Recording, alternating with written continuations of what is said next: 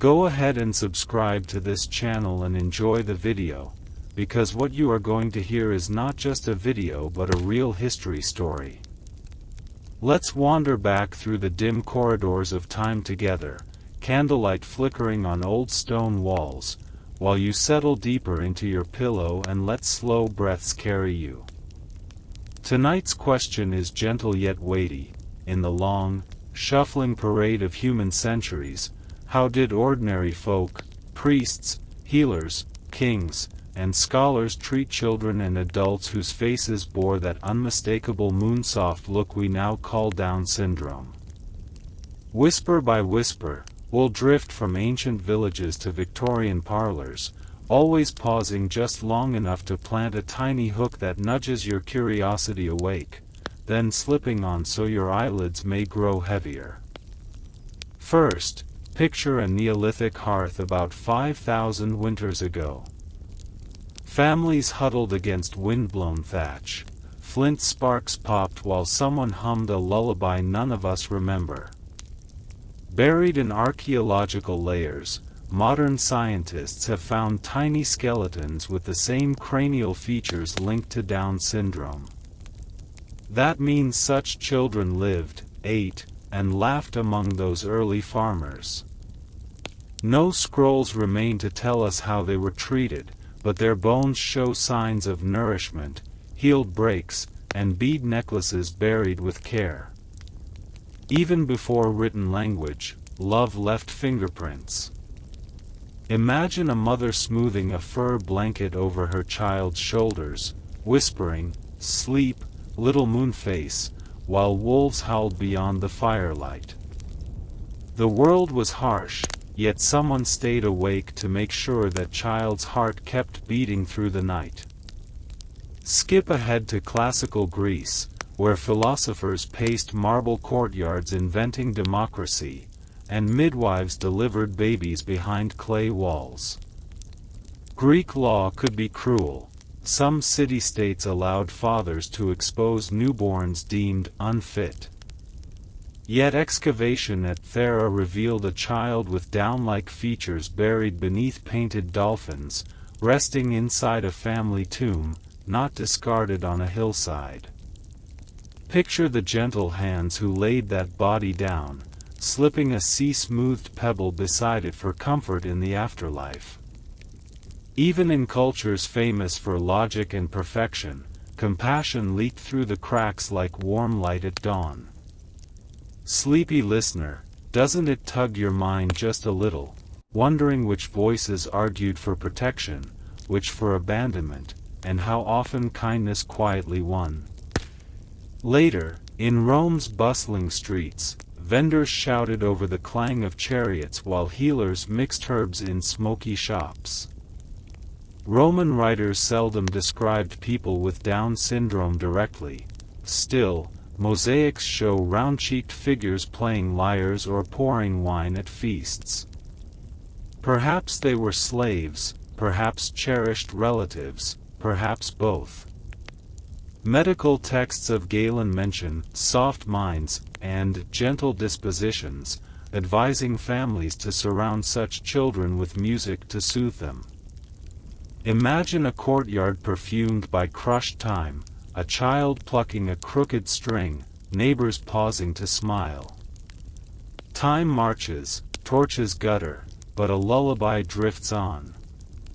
And so we pass into medieval Europe, where monasteries chimed hourly prayers and villages smelled of peat smoke. Church doctrine taught that every soul was formed by God, which could shield vulnerable people from violence, though superstition also lurked, blaming deformities on sin or fairies. Records from abbeys list novices described as innocent in reason yet fervent in song, allowed to tend gardens or ring bells.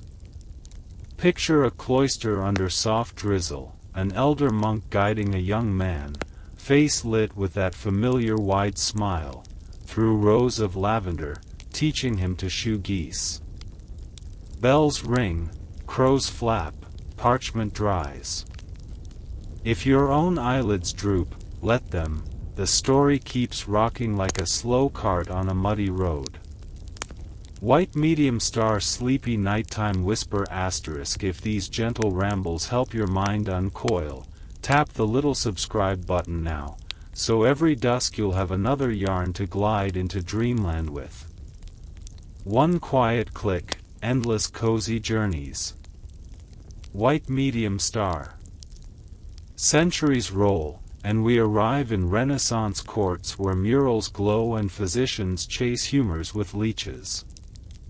Here documentation sharpens. Italian diarists describe angelic children sheltered by wealthy patrons. Some became court entertainers, adored for sweet singing and spontaneous affection. But across narrow alleys, poorer families sometimes surrendered similar children to charity hospitals, believing professional care safer than crowded tenements. Hospitals, though, were stern stone places, drafty, understaffed, echoing with prayers and moans. Imagine a nun tucking a wool doll into a child's arms before dawn rounds, murmuring hope through her cracked lips. Was that enough warmth to outshine the chill? Drift with that thought. By the 1700s, Enlightenment thinkers catalogued everything: shells, stars, skull shapes. Many labeled intellectual disability a natural curiosity, not a moral failing, yet curiosity could slip into cold classification. Parlors hosted salons where doctors exhibited patients like living specimens. Still, private journals reveal fathers teaching their sons with Down syndrome to read simple psalms, celebrating each stumbled word by lighting another candle. Feel that quiet triumph flicker. Now the roaring 1800s, factories hiss, trains shriek, and Sir John Langdon Down, a British physician overseeing the Oldswood Asylum, carefully sketches residents' faces. He admires their warmth and artistry, encourages painting classes, and, heartbreakingly, terms their appearance Mongolian because of flawed racial theories of his era. Institutional life promises order, clean sheets, routine meals, but also locks gates. Families visit on Sundays then vanish in steam. Listen to those footsteps fade, loneliness pads along stone corridors. Yet inside art rooms, color splashes, crimson ribbons on paper, unexpected laughter ringing like bells. Even behind high walls, human spirits stirred. When the 20th century dawns, medical science sharpens scalpel edges. Some nations pass eugenic laws, sterilizing thousands deemed feeble-minded. Wartime Germany sinks lower, exterminating people with Down syndrome under chilling bureaucratic code. A lull in our sleepy stroll. Hold a candle for the mothers who never stopped searching hospital windows, the siblings who kept birthdays alive in whispered prayers. Hope sputtered, but did not die. After the war, global outrage sparked disability rights movements, parents' associations, Special Olympics, mainstream classrooms. The moonsoft smile returned to playgrounds, not wards. Tonight, somewhere, a teenager with Down syndrome uploads a silly dance to social media, and friends shower hearts. Now the roaring 1800s, factories hiss, trains shriek, and Sir John Langdon Down, a British physician overseeing the Oldswood Asylum, carefully sketches residents' faces.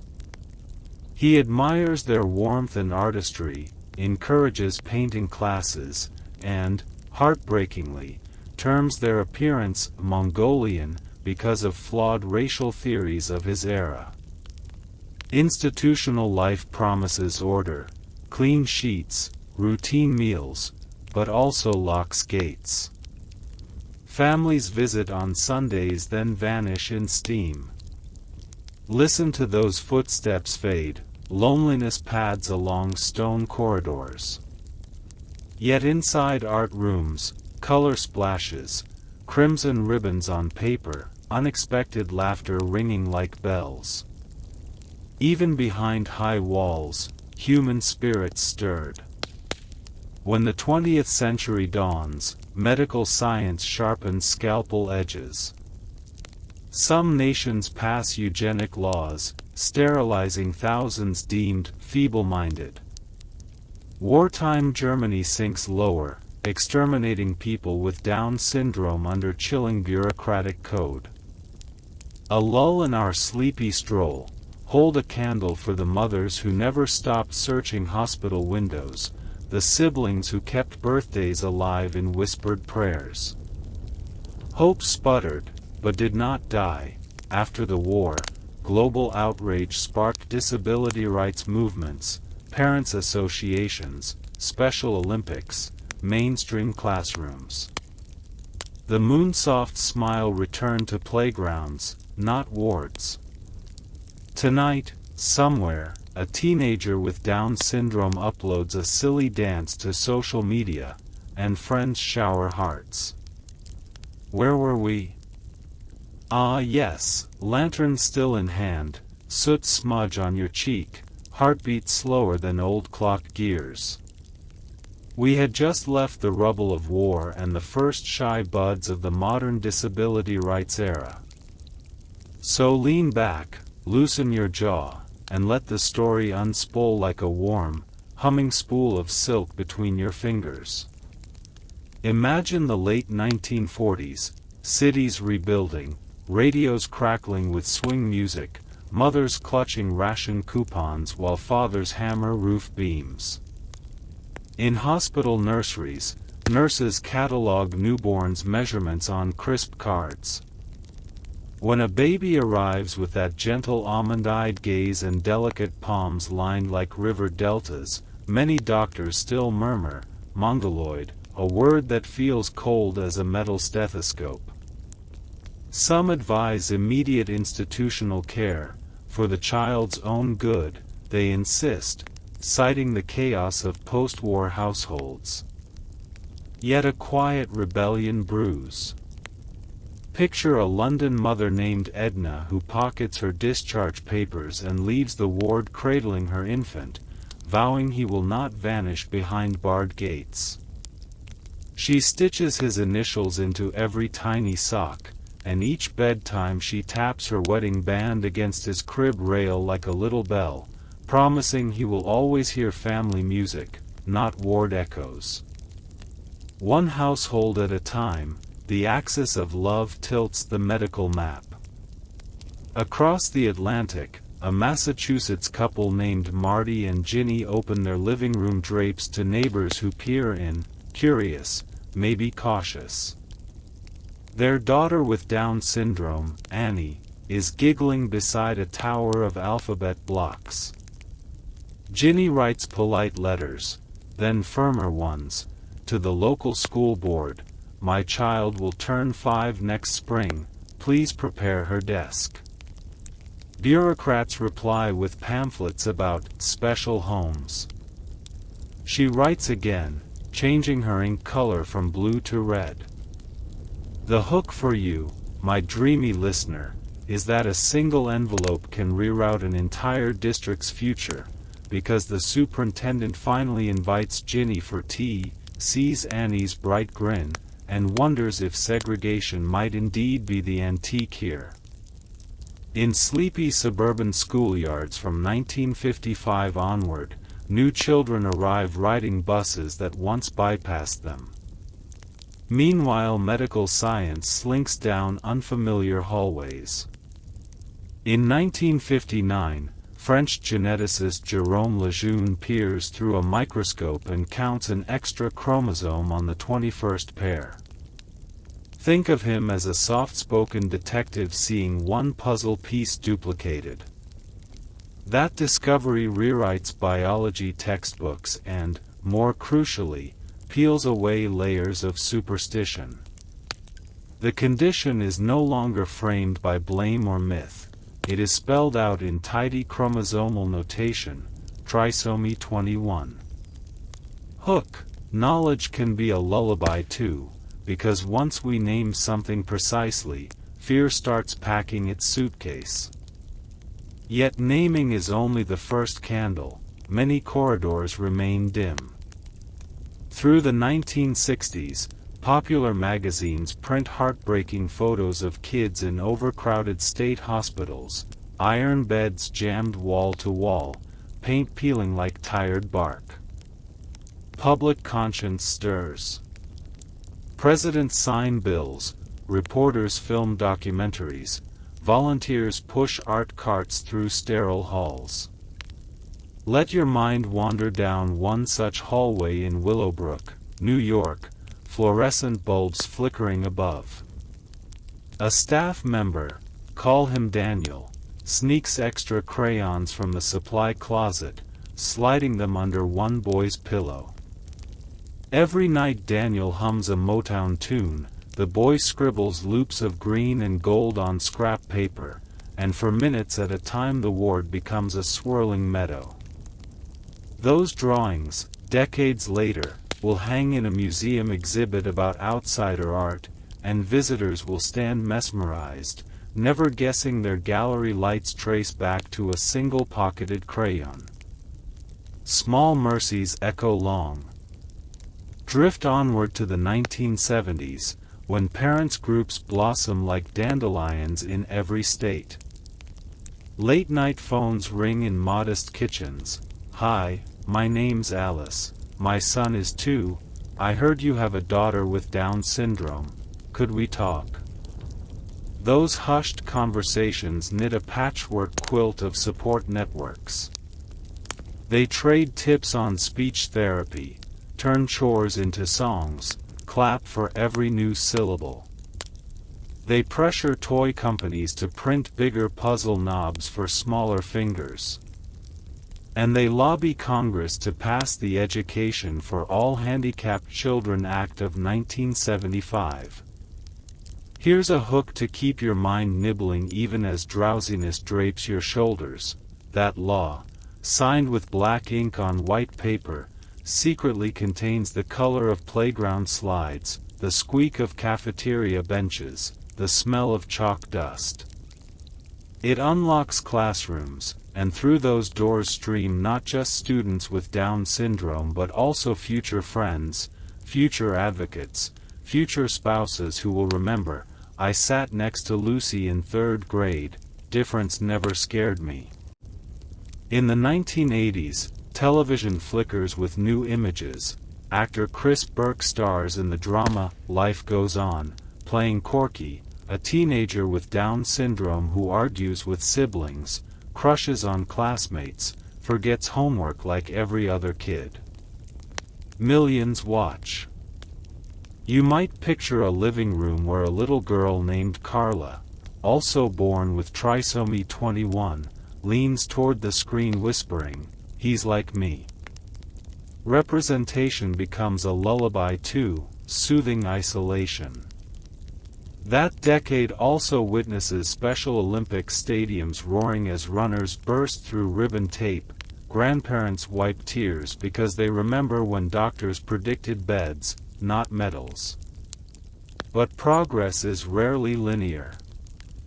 Prenatal testing advances, amniocentesis, then chorionic villus sampling, later non-invasive blood screens, giving parents early knowledge of that extra chromosome. Some choose to continue pregnancies, doubling down on love. Others, fearful or unprepared, do not. Ethicists debate on talk shows, policy panels, coffee shop counters. A hook for your thoughts. Technology can reveal secrets earlier, yet it cannot dictate the heart's response. The numbers spark headlines, termination rates, counseling gaps, but inside quiet nurseries the old story persists. Someone croons a lullaby, tucks a quilt, cherishes a tiny moon face. History's heartbeat remains stubbornly personal. In the 1980s, television flickers with new images. Actor Chris Burke stars in the drama Life Goes On, playing Corky, a teenager with Down syndrome who argues with siblings, crushes on classmates, forgets homework like every other kid. Millions watch. You might picture a living room where a little girl named Carla, also born with trisomy 21, leans toward the screen whispering, "He's like me." Representation becomes a lullaby too, soothing isolation.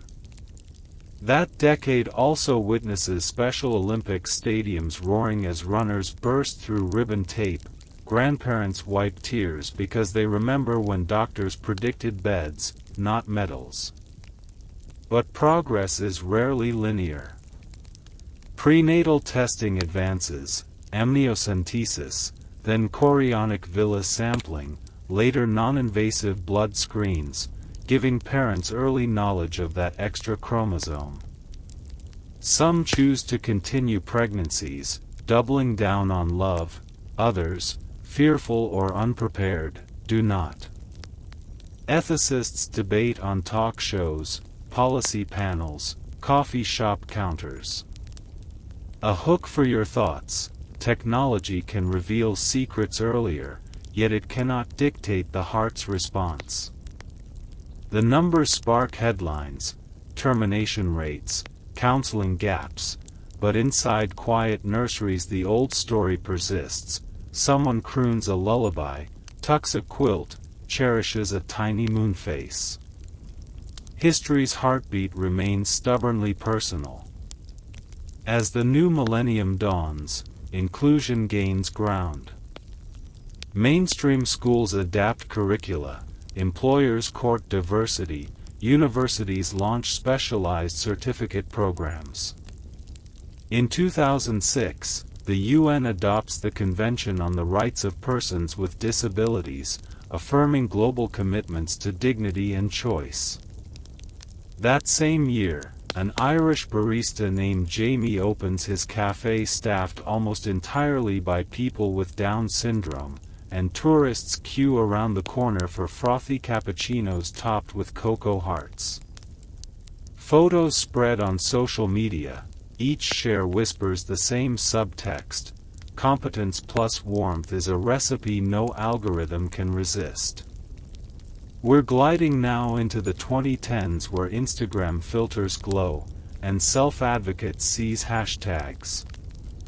A young woman named Madeline Stewart sachets down New York Fashion Week runways, the press labeling her the first professional model with Down syndrome. Hook your curiosity on this. Centuries earlier, similar faces might have rung monastery bells. Now they ring in fashion seasons. On YouTube, vlogs demystify day-to-day life, commuting, cooking, dating, shattering the last foggy myths. Comment sections overflow with purple heart emojis and the phrase, "I needed this."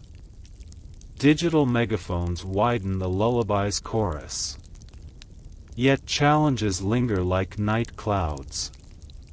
Health disparities persist, higher risk of cardiac issues, early onset Alzheimer's, patchy adult care. Employment rates climb but plateau.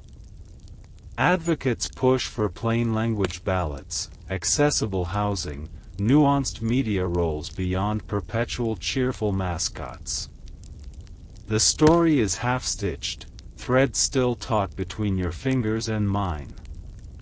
But listen, the tempo of progress hums persistent as a refrigerator at 3 a.m., lulling, promising tomorrow's coffee will be there. Now breathe long and slow as we peek at today. Somewhere a 9-year-old named Ravi in Mumbai presses a touchscreen, learning fractions through dancing fruit cartoon avatars. His teacher notes he grins wider when the mango appears. She adjusts future lessons accordingly. In Buenos Aires, a city councilwoman elected last spring stands at a podium. She, too, has Down syndrome, and she proposes curb-cut improvements because she has counted every uneven slab on her commute. In Seattle, biotech labs explore gene-silencing therapies that might neutralize the effects of the extra chromosome in specific tissues, an idea unthinkable a decade ago. Scientists move cautiously, ethicists hover, families debate what changes they would welcome and what quirks they would never trade away. Question for your half-dreaming brain to chew softly: if a pill could erase the challenges but also the sparkling uniqueness, would humanity swallow it? Heavy thought, feather-light eyelids. Meanwhile, storytellers keep weaving tales exactly like this one, deliberately gentle, sleepy, yet laced with enough shimmering bait to keep ears perked. Because when history is told as a cradle song, it seeps deeper into collective memory. Tomorrow you won't recall every date, decree, or acronym, but some images will linger: the Neolithic mother smoothing a fur, the Renaissance nun hiding a wool doll, the modern athlete breaking ribbon tape beneath stadium lights. These snapshots lodge like glowing coals, warming empathy though you may not consciously feel them. And if, by chance, your mind still wanders, here's a final soft hook. Picture a far future archaeologist sifting through our century's digital ruins, discovering selfies of friends with Down syndrome laughing at a cafe. The archaeologist will dust off the screen, tilt their head, and see not specimens, but joy, then perhaps jot a note: inclusivity reached the everyday. That scribble will join the continuum we traced tonight, proving again that treatment evolves in gentle spirals, not brutal cliffs. So, lantern glowing low, we press onward, quiet footsteps across the threshold of the 2020s, that jittery decade whose first notes were a hush of quarantine and the hum of video chats. Picture a living room washed in blue-gray laptop light. A college humanities course has gone fully online, and in the gallery of student faces you spot Avery, hair mussed, eyes bright, rocking gently as he listens. Avery has Down syndrome and is enrolled through an inclusive higher ed program that didn't exist when you and I first started this lullaby. His professor drones about medieval guild charters, and Avery's chat box pops up: cool that bakers made secret handshakes, face with tears of joy, face with tears of joy. The class giggles, the professor grins, and somewhere a data analytics dashboard records increased engagement, proving once again that accessibility isn't charity, it's rocket fuel for everyone's attention span. Hook for your drowsy brain. Inclusion silently boosts the watch time of history itself. Outside that glowing laptop window, the wider world confronts a pandemic. Hospitals strain, masks muffle voices, and people with Down syndrome face higher medical risks. Yet digital communities bloom. Parents exchange pulse oximeter tips at 3 a.m., self-advocates host Zoom dance parties called chromosome discos. Imagine a grid of 30 square windows, bedrooms, kitchens, dorm bunks, each square lit by fairy lights or ceiling fans, all dancing to the same tinny pop song that lags half a beat depending on Wi-Fi speed. It's imperfect, messy, and still radiant. Years later, epidemiologists will crunch numbers and policy wonks will debate preparedness, but tucked inside those spreadsheets will be ghostly echoes of late-night chromosome disco laughter. Data rarely sleeps as sweetly as memories do. Outside that glowing laptop window, the wider world confronts a pandemic. Hospital strain, masks muffle voices, and people with Down syndrome face higher medical risks. Yet digital communities bloom. Parents exchange pulse oximeter tips at 3 a.m. Self-advocates host Zoom dance parties called chromosome discos. Imagine a grid of 30 square windows, bedrooms, kitchens, dorm bunks, each square lit by fairy lights or ceiling fans, all dancing to the same tinny pop song that lags half a beat depending on Wi-Fi speed. It's imperfect, messy, and still radiant. Years later, epidemiologists will crunch numbers and policy wonks will debate preparedness, but tucked inside those spreadsheets will be ghostly echoes of late-night chromosome disco laughter. Data rarely sleeps as sweetly as memories do. Now drift into 2023, when an Argentine startup ships the first smartwatch app built specifically for adults with intellectual disabilities. It pings gentle reminders: take heart pills, start laundry, stretch wrists, and uses AI to translate complex bus schedules into one-tap haptic buzzes.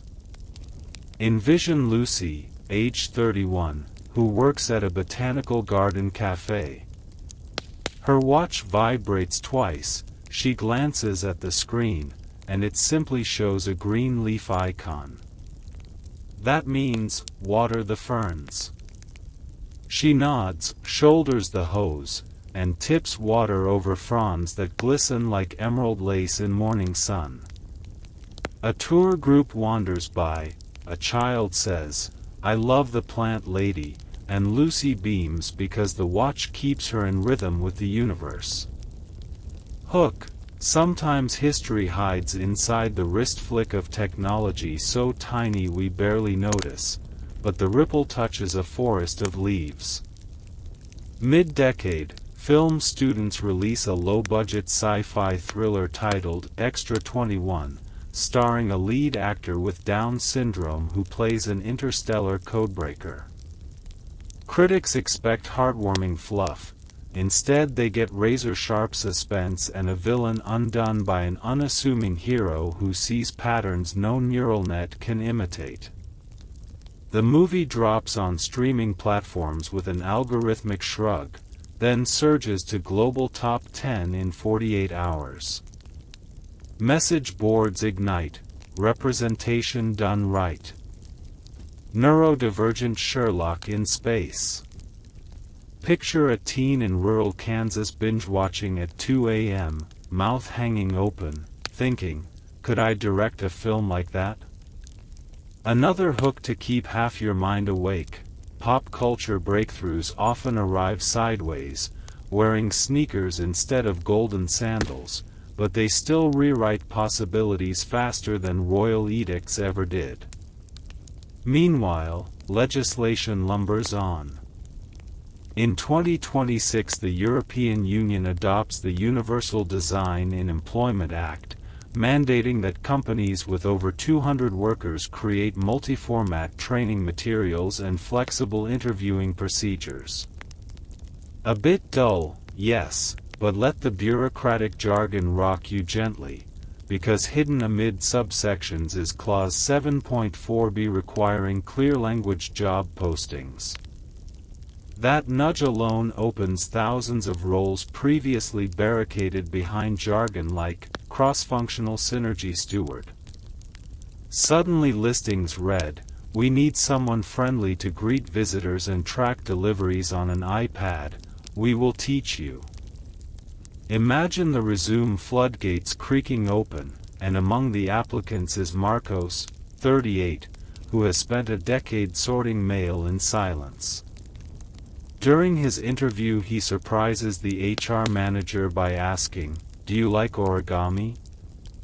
I can fold cranes from packing slips."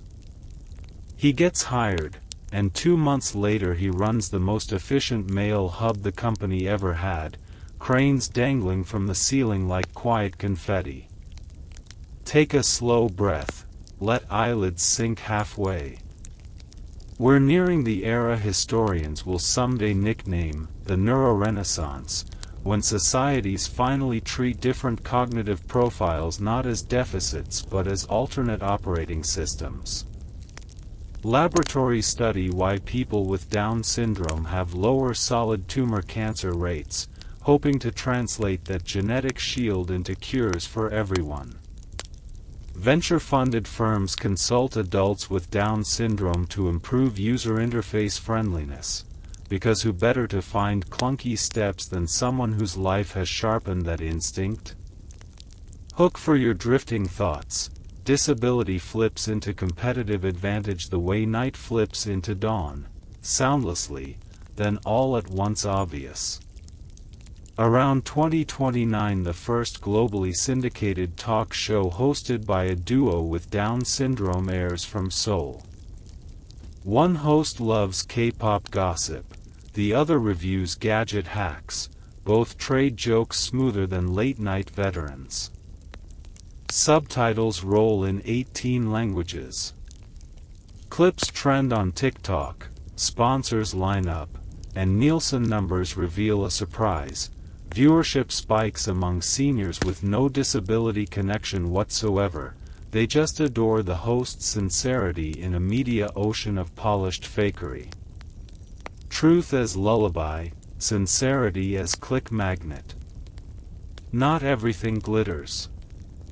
Economic recessions ebb and flow, budgets tighten, and some regional centers/support programs.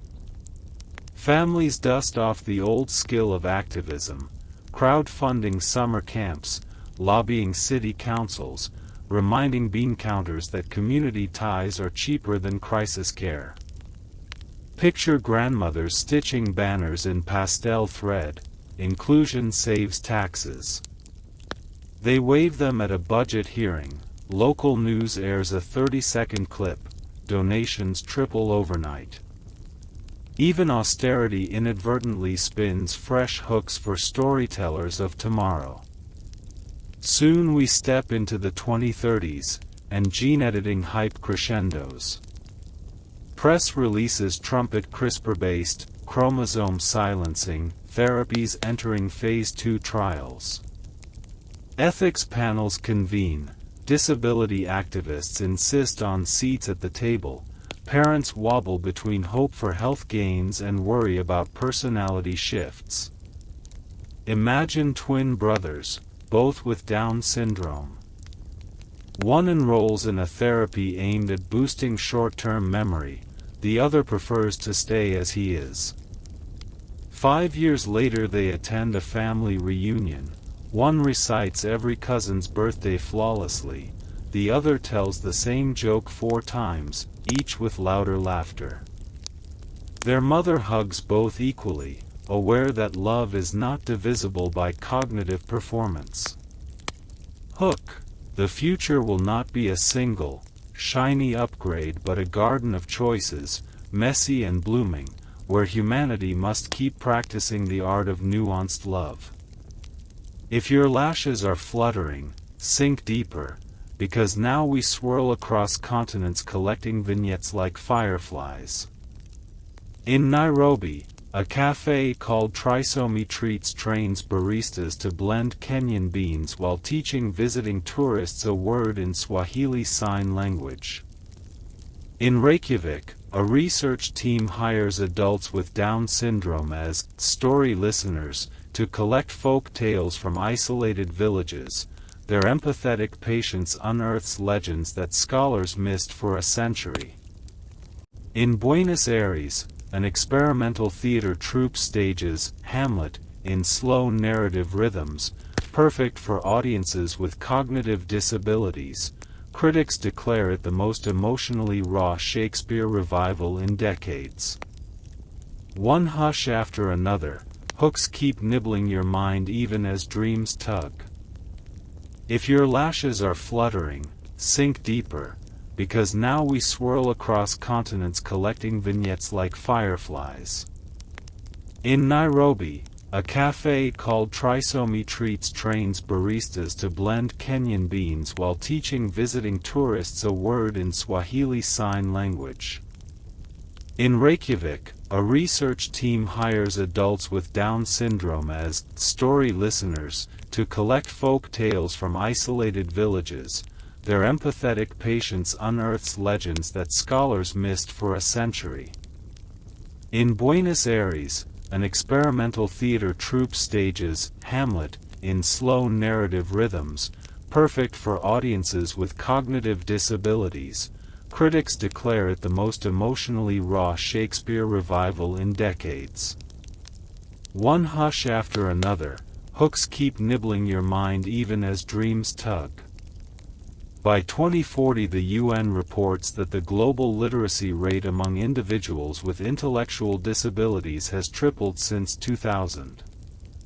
The underlying reasons: universal preschool, AI-powered personalized reading apps, and a cultural shift valuing leisure reading over rote vocational drills. Picture an evening commuter train in Tokyo.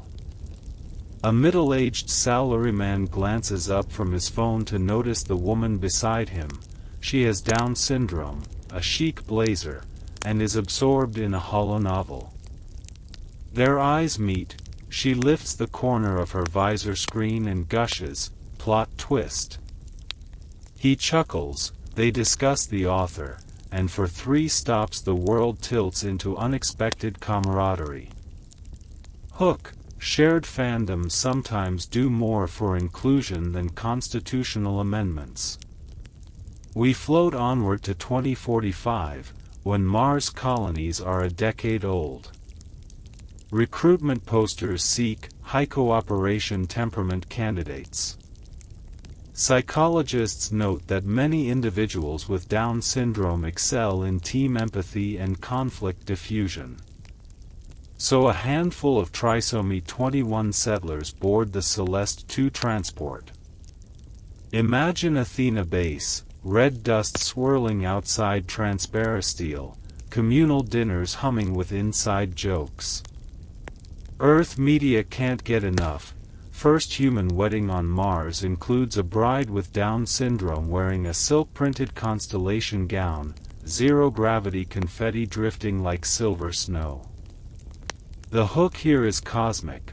What some societies once cast aside now helps humanity thrive under alien suns.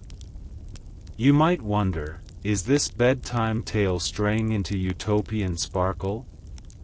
Perhaps, but hooks for engagement thrive on contrast, and the darker threads have been woven already.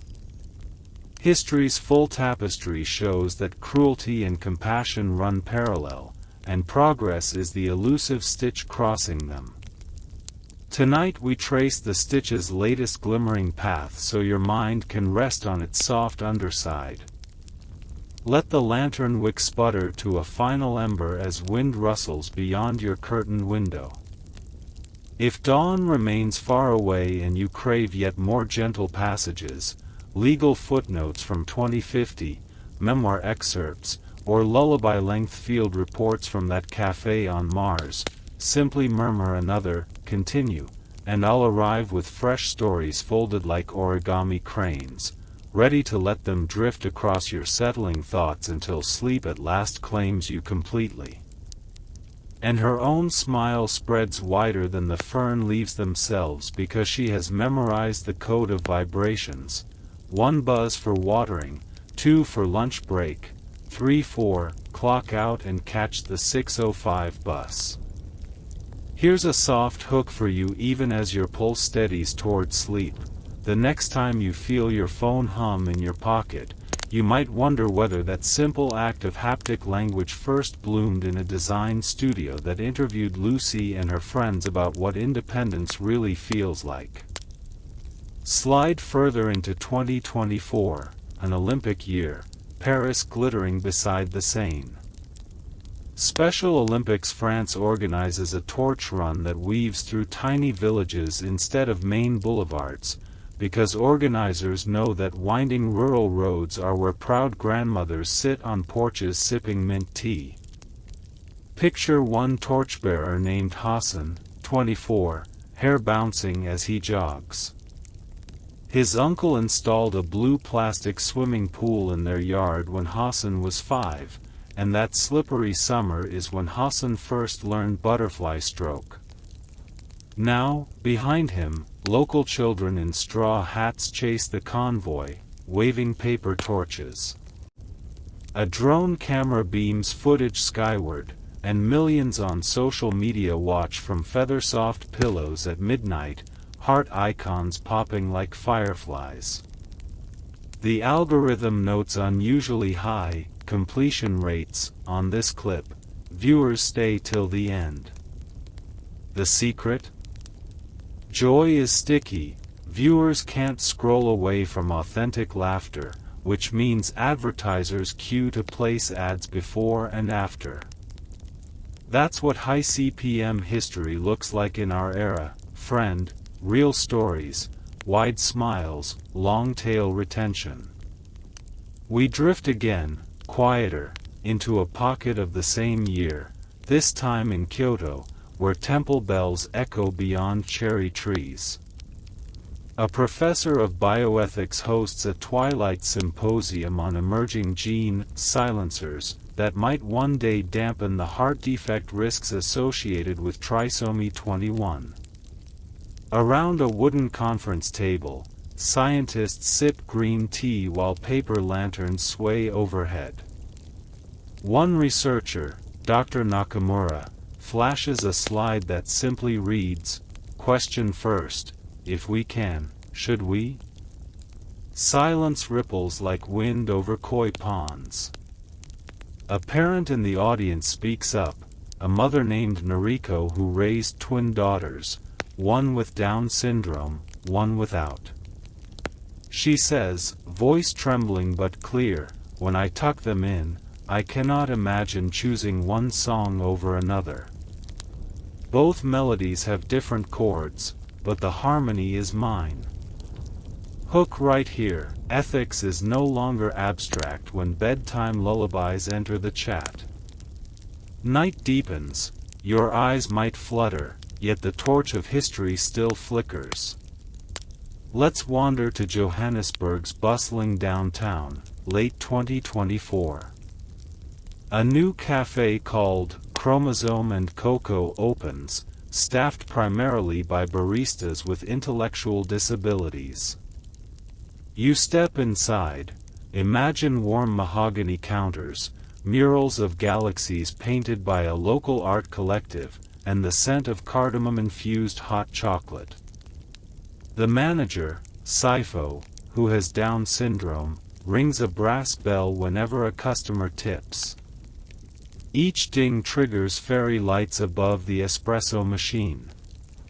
Foot traffic triples within weeks, not because customers pity the staff but because the drinks are genuinely decadent, and the decor photogenic. That means Instagram stories ping like rain on tin roofs, giving the cafe free marketing. In boardrooms far away, marketers analyze the spike, labeling it authentic representation ROI. They might use colder words, but the result is the same. Kindness and skill create profit, a lesson that circles back to our earliest Neolithic hearths.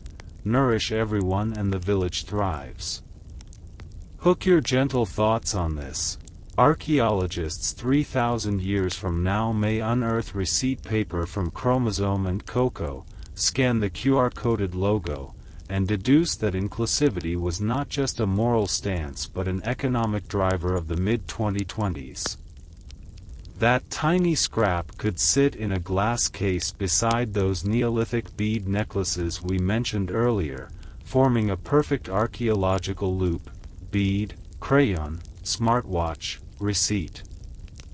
Night deepens, your eyes might flutter, yet the torch of history still flickers. Let's wander to Johannesburg's bustling downtown, late 2024. A new cafe called Chromosome and Cocoa opens, staffed primarily by baristas with intellectual disabilities. You step inside. Imagine warm mahogany counters, murals of galaxies painted by a local art collective, and the scent of cardamom-infused hot chocolate. The manager, Sifo, who has Down syndrome, rings a brass bell whenever a customer tips. Each ding triggers fairy lights above the espresso machine. Foot traffic triples within weeks, not because customers pity the staff but because the drinks are genuinely decadent, and the decor photogenic. That means Instagram stories ping like rain on tin roofs, giving the cafe free marketing. In boardrooms far away, marketers analyze the spike, labeling it authentic representation ROI. They might use colder words, but the result is the same. Kindness and skill create profit, a lesson that circles back to our earliest Neolithic hearths. Nourish everyone and the village thrives. Hook your gentle thoughts on this. Archaeologists 3,000 years from now may unearth receipt paper from chromosome and cocoa, scan the QR-coded logo, and deduce that inclusivity was not just a moral stance but an economic driver of the mid-2020s. That tiny scrap could sit in a glass case beside those Neolithic bead necklaces we mentioned earlier, forming a perfect archaeological loop: bead, crayon, smartwatch, receipt. Around the same moment, in Rio de Janeiro, samba drums thunder.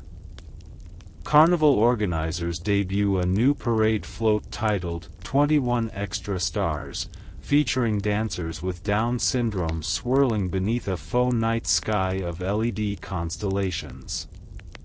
Among them is a teenager named Beatriz whose hip-swinging flair turns street-side spectators into cheering choirs. Brazilian news anchors gush about the performance, pointing out how this year's television broadcast enjoys a record-breaking average view duration compared to previous carnivals. Producers secretly take notes. Vibrant costumes plus genuine emotion equals bountiful ad slots. That's a hidden economics lesson loafing inside a swirl of sequins and bass drums, and even half-asleep listeners like you can sense its rhythm. Then a hush blows in from Canada's snowy Yukon in early 2025. Researchers monitor Aurora Borealis with time-lapse cameras, and for the first time an expedition team includes an amateur astronomer named Caleb, age 26, with Down syndrome. Caleb's superpower is persistence. He logs star flickers for hours without losing focus. During a midnight shift, he notices a barely perceptible pulse pattern in the northern lights and flags it on his tablet. Later, the data helps astrophysicists refine models of solar-wind interactions. Scientific journals publish the findings, citing Caleb as co-author. Scientists on opposite hemispheres send polite emails peppered with exclamation points of genuine admiration. Somewhere in those article metrics, one can track dwell time. Readers spend longer on this paper than comparable studies, perhaps mesmerized by the origin story footnote about Caleb's vigilance. Knowledge plus narrative, again our hook. Pause, take a deeper breath, and sink further into cotton-soft blankets, because now we need to glide through global policy corridors. In late 2025, the World Bank issues a report titled, Inclusive Employment and GDP Growth, the Untapped Chromosome, arguing that raising workforce participation among people with intellectual disabilities could inject hundreds of billions into the global economy by 2035. Dry numbers perhaps, but inside one appendix lies a vivid case study. A textile cooperative in Bangladesh where workers with Down syndrome master loom settings faster than new hires without disabilities, partly due to muscle memory honed in therapeutic fine motor exercises since childhood. Their output quality reduces fabric waste by 7%, boosting profit margins in a ruthless industry. Economists sketch curves, activists wave banners reading, "Value every stitch." Meanwhile, the cooperative's break room hosts nightly karaoke sessions whose laughter rings louder than any ledger line. Speaking of music, float to Vienna's Grand Musikverein Concert Hall one wintry evening in 2026. An orchestra tuning up glimmers under chandeliers. Their guest conductor tonight is Sofia Martinez, a 30-year-old Argentinian maestro with Down syndrome, petite yet commanding. She raises her baton, silence thick as snowfall, and launches into Dvorak's New World Symphony. Reviewers later described the performance as luminous, intimate, disciplined yet daring. One critic writes, "Martinez crafts crescendos like sunrise, proof that chromosomal count cannot tally human nuance." Ticket sales surge for the remainder of the season. Streaming platforms highlight the recording on their Pure Emotion playlists, leading to spikes in subscription revenue. Another high CPM hook, artistry that shreds prejudice, pulls wallets open because hearts have already flown through. If you're still awake, let's journey to South Korea, mid-2026, where a VR gaming studio designs My Village, a cozy world-building simulation made fully accessible. They partner with disability advocates to ensure menu navigation can be toggled with simplified icons and friendly voice prompts. Players with Down syndrome gravitate to the feature, letting them decorate festivals with fireworks bursts in colors keyed to musical chords. Data analysts publish a curious figure.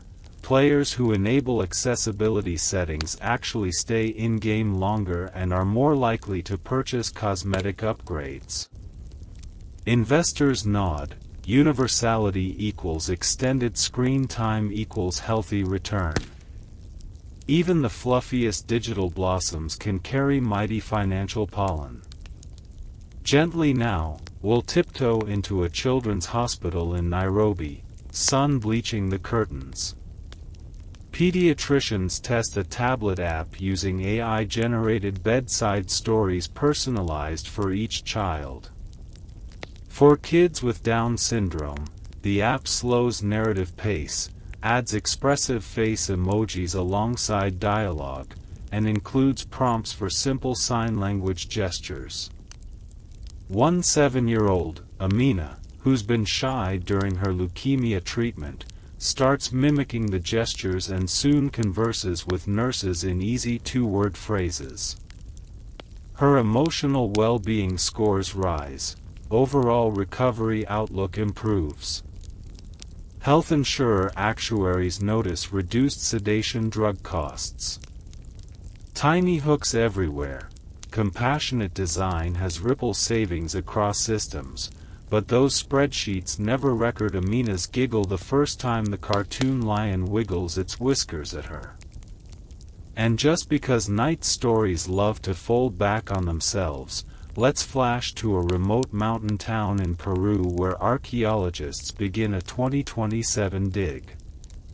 They uncover a pre-Incan burial of a teenage girl buried with vibrant woven tapestries and a clay flute. Her skull shows traits consistent with Down syndrome, yet her spine and hips bear evidence of long treks. She probably walked valleys with trading caravans.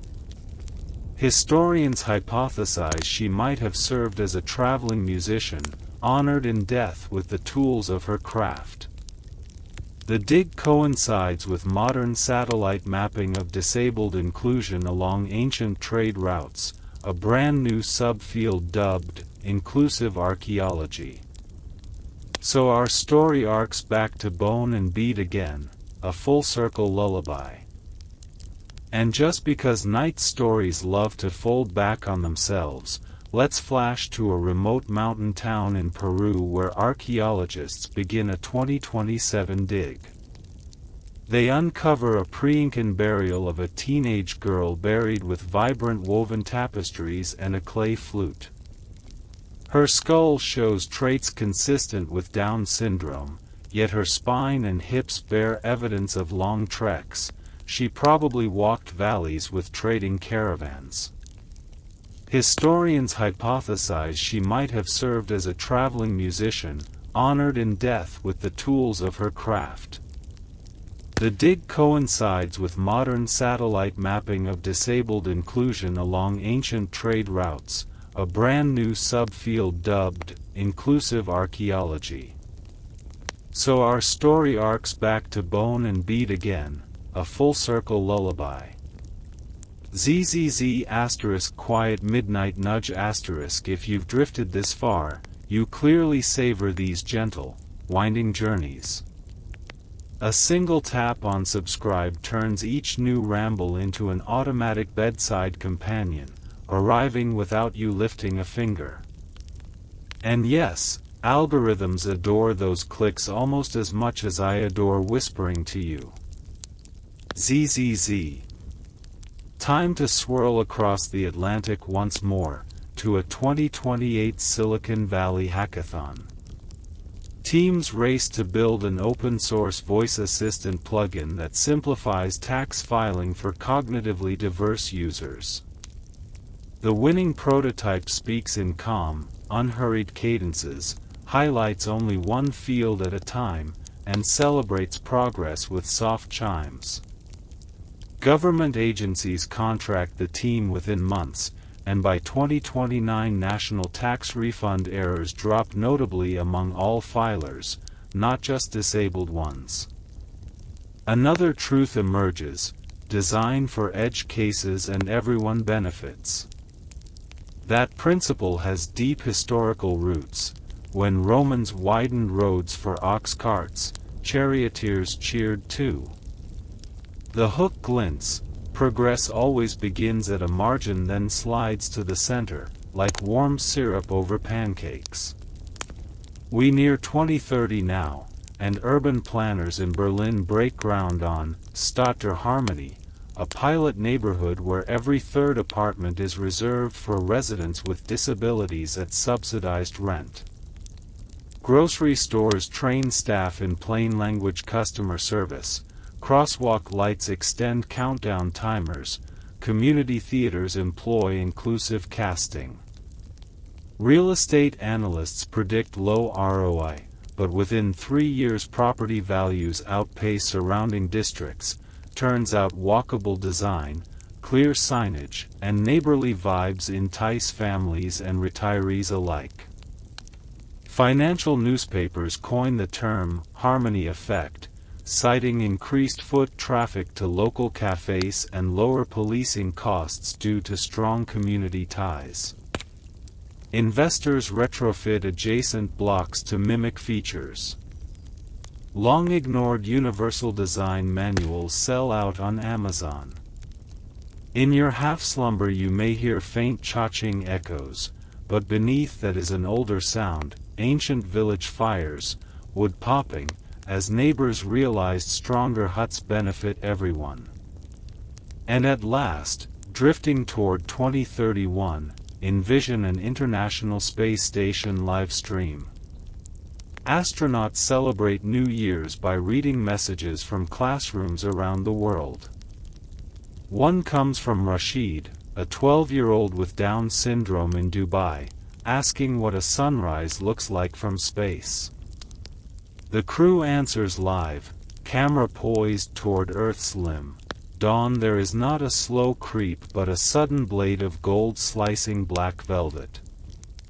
Millions watch, view time soars, broadcasters insert minimal ads to keep the moment pure. But sponsors still queue up afterward, eager to attach their logos to inclusive wonder.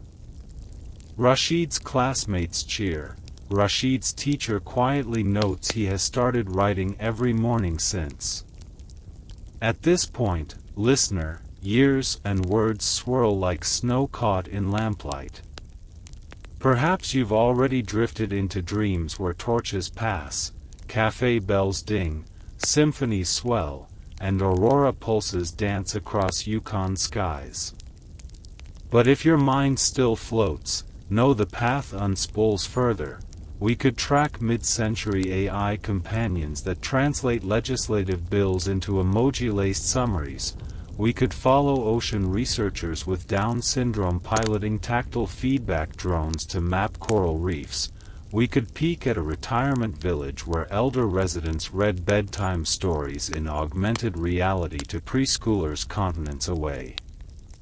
Lucy finishes with the ferns just as dawn breaks fully over the glass-roofed conservatory, scattering diamonds of light across the wet leaves. She pauses, feels a tiny second buzz, time to clock in, and ambles toward the time card machine humming the same disco tune from last night's Zoom party. No one at the cafe realizes that behind her calm smile lies a subtle piece of tech translating her schedule into tactile nudges, giving her autonomy most past centuries never even imagined. Hook. If an invisible notification can change a single morning, what could an entire decade of such micro-freedoms do for 1 million people? Slide now to a suburban street in Osaka later that same year. Household robots, those waist-high cylinders once marketed only as novelty vacuum cleaners, have sprouted expressive LED eyes and simple speech. A family bought one for their teenage son, Daichi, who has Down syndrome and a mischievous streak. The robot rolls after him like a loyal pup, prompting tasks: brush teeth, then we dance. Toothpaste foams, kettle whistles, and soon the kitchen floor is a disco again, rubber wheels twirling next to socked feet. Daichi's mother films 15 seconds and uploads it, overnight, 8 million views. Commenters confess they kept replaying not for the gadget but for Daichi's pure joy. Engagement metrics spike for wholesome content, advertisers line up, and, here's the sneaky hook, big brands quietly notice that representation drives not just awareness but revenue. By 2024 policymakers catch up. The European Union issues new guidelines for inclusive AI, urging designers to involve self-advocates in beta testing.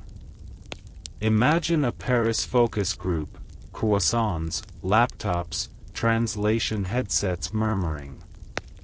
A software engineer presents a prototype app that converts bureaucratic French legalese into plain language. Across the table sits Sophia, an outspoken 35-year-old with Down syndrome wearing bright sunflower earrings.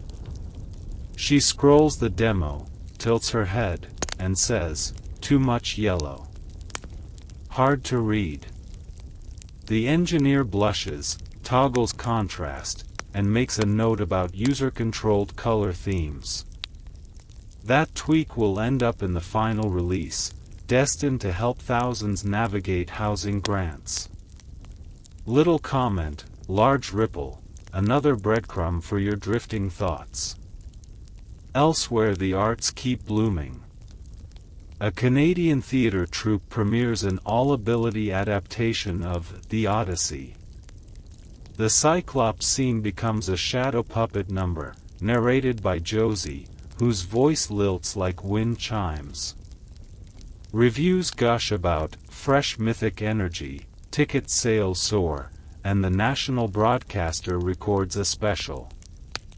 Somewhere a retired literature teacher, sleepless at 2 a.m., stumbles on the broadcast and feels old notions crumble. She writes a letter to the editor the next morning. Talent arrives in every chromosome configuration. Letters like hers have fueled reform since quill pen days. Tonight's one may tip tomorrow's scale in a school curriculum committee. Another coil in our long, drowsy spiral. Elsewhere the arts keep blooming. A Canadian theatre troupe premieres an all-ability adaptation of The Odyssey. The Cyclops scene becomes a shadow puppet number, narrated by Josie, whose voice lilts like wind chimes. Reviews gush about fresh mythic energy, ticket sales soar, and the national broadcaster records a special. Somewhere a retired literature teacher, sleepless at 2 a.m., stumbles on the broadcast and feels old notions crumble. She writes a letter to the editor the next morning. Talent arrives in every chromosome configuration. Letters like hers have fueled reform since quill pen days. Tonight's one may tip tomorrow's scale in a school curriculum committee. Another coil in our long, drowsy spiral. Now, mid-2025, medical journals publish cautious optimism about a new antibody that delays early-onset Alzheimer's symptoms common in Down syndrome. Trials are small, side effects monitored, but families cling to the news like campers to a campfire spark. Envision a father and adult daughter, both sipping cocoa on a porch swing. He scrolls the headline, glances sideways, and whispers, "Maybe more summers together, kiddo." Fireflies stutter in humid air, porch planks creak, and time feels suddenly generous. Your pulse might quicken at that hope, another hook to keep the mind tethered even as eyelids sag. Let's drift further, past documented reality and into plausible near-future hush. Picture 2030, only 5 more turns of the calendar. Autonomous buses glide through Bogota, each seat fitted with a softly glowing button that reads journeys aloud in Spanish, English, or icon-based audio. A young florist named Camila hops on daily. Guided by simplified route prompts she helped the transit authority design during a community hackathon. Her bouquet stand soon gains a reputation. Riders step off at her stop just to buy marigolds and hear her joke of the day. Transit revenue upticks weirdly at that station. Analysts investigate, data reveals floral humor correlation, and urban planners learn something economists of ancient Rome never captured: social inclusion can literally move economies. Travel again, gentle and slow, to 2040. Not science fiction with silver jumpsuits, just an incremental tomorrow shaped by today's inklings. Global census data shows employment among adults with Down syndrome has tripled from 2020 levels. Many work remote moderation gigs, artisan microfactories, or neighborhood cooperatives. In Nairobi, a solar-powered 3D printing hub churns out adaptive utensils designed by a 22-year-old named Keto who once struggled to grip standard handles. His prototypes sell online. Reviews praise them for arthritis relief too. Hook here. Design for one often benefits many. A lesson Greek midwives or Victorian nuns might have grasped if only they'd had CAD software. Speaking of history's full circle, scholars continue unearthing ancient remains. In 2042, a dig in northern China reveals a 3,400-year-old grave of a teenager with Down syndrome buried with lacquered hair combs and a small jade rabbit. Procedural oxygen isotope tests prove she ate high-protein diet like imperial courtiers. This challenges old theories of universal abandonment in early civilizations, and textbooks shift once more. Somewhere a sleepy 16-year-old prepping for an exam reads the updated paragraph and muses, "People loved each other even back then," before dozing off on his desk. See? Even archaeological footnotes can become bedtime stories. But let's not race too fast. Come back to present moment, your room, the hush. Rain maybe taps the window, or if no rain, perhaps memory of rain does. Your breathing has evened, though curiosity still flickers, drawn to each little hook I leave like lanterns along a forest path. Remember the Neolithic mother, the Roman lyre player, the Renaissance doll, the institutional crayon, the chromosome disco? They're all strung together now, beads on one long narrative thread, a thread you can tug any night to hear its faint bell chime lull your thoughts. Soon I will dim the light entirely, but first a soft reminder, every era we passed contained both harm and help, ignorance and ingenuity. Treatment of people with Down syndrome was never a single constant, it was a river bending around culture, religion, technology, and above all individual choice. Even tonight, choice beats steady, parents choosing to keep babies, teachers choosing to adapt lessons, bureaucrats choosing plain language, designers choosing inclusive hues, you choosing to listen. Hooks and all, the lullaby is really an anthem for choices large and small steering history's giant carriage. And yes, there is still road enough for 15,000 words if your nights grow long again. We could unpack legislative subclauses, trace the evolution of cardiac surgery success rates, interview siblings who blog about shared childhoods, wander school hallways redesigned with sensory-friendly paint, or forecast where crisper debates may land. But the optimum lull lies somewhere between full chronicle and gentle hush, and I sense your breath slipping into that tender valley now. The same tinny pop song that lags half a beat depending on Wi-Fi speed. It's imperfect, messy, radiant, and when your head sinks farther into the pillow, remember that even lagged joy is still joy, and it threads straight back to every bone bead we found in those Neolithic graves. Picture late 2023 turning into early 2024. Festivals return, streets thrum with live brass again, and a tiny news story slips past bigger headlines. A bakery cooperative in Lisbon hires an entire night shift crew of workers with Down syndrome to braid sweet pão de Deus dough. The owner explains that night work pairs perfectly with their unhurried rhythm and love of repetitive tasks. Hook your half-dreaming mind on this.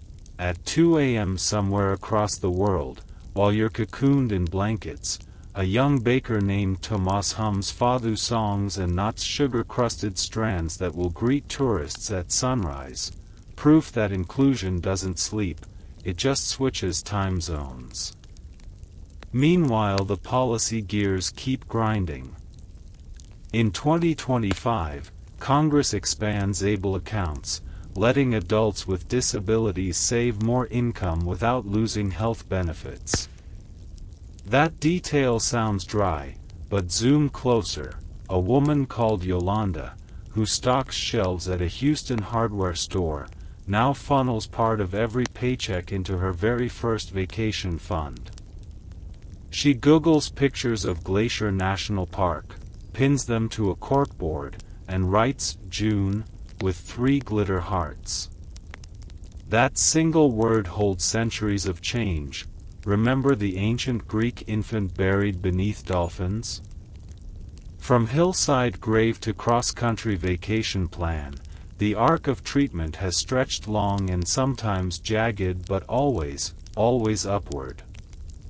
Night deepens, the furnace exhales. Let's sway forward again. Late 2020s, regional theaters debut sensory-friendly nights where house lights stay half-dim and ushers hand out printed, what to expect, guides in simple language. On opening weekend, an actor with Down syndrome lands the lead in Shakespeare's Much Ado About Nothing. Critics rave about his honest grin during Benedict's banter, calling it a fresh key that unlocks the whole comedy. Hook. Centuries earlier, such a man might have trimmed monastery roses, never spoken lines on a public stage. Now his laughter ricochets off velvet balconies. Meanwhile, the policy gears keep grinding. In 2025, Congress expands ABLE accounts, letting adults with disabilities save more income without losing health benefits. That detail sounds dry, but zoom closer. A woman called Yolanda, who stocks shelves at a Houston hardware store, now funnels part of every paycheck into her very first vacation fund. She Googles pictures of Glacier National Park, pins them to a corkboard, and writes "June" with 3 glitter hearts. That single word holds centuries of change. Remember the ancient Greek infant buried beneath dolphins? From hillside grave to cross-country vacation plan, the arc of treatment has stretched long and sometimes jagged, but always, always upward. Night deepens, the furnace exhales. Let's sway forward again.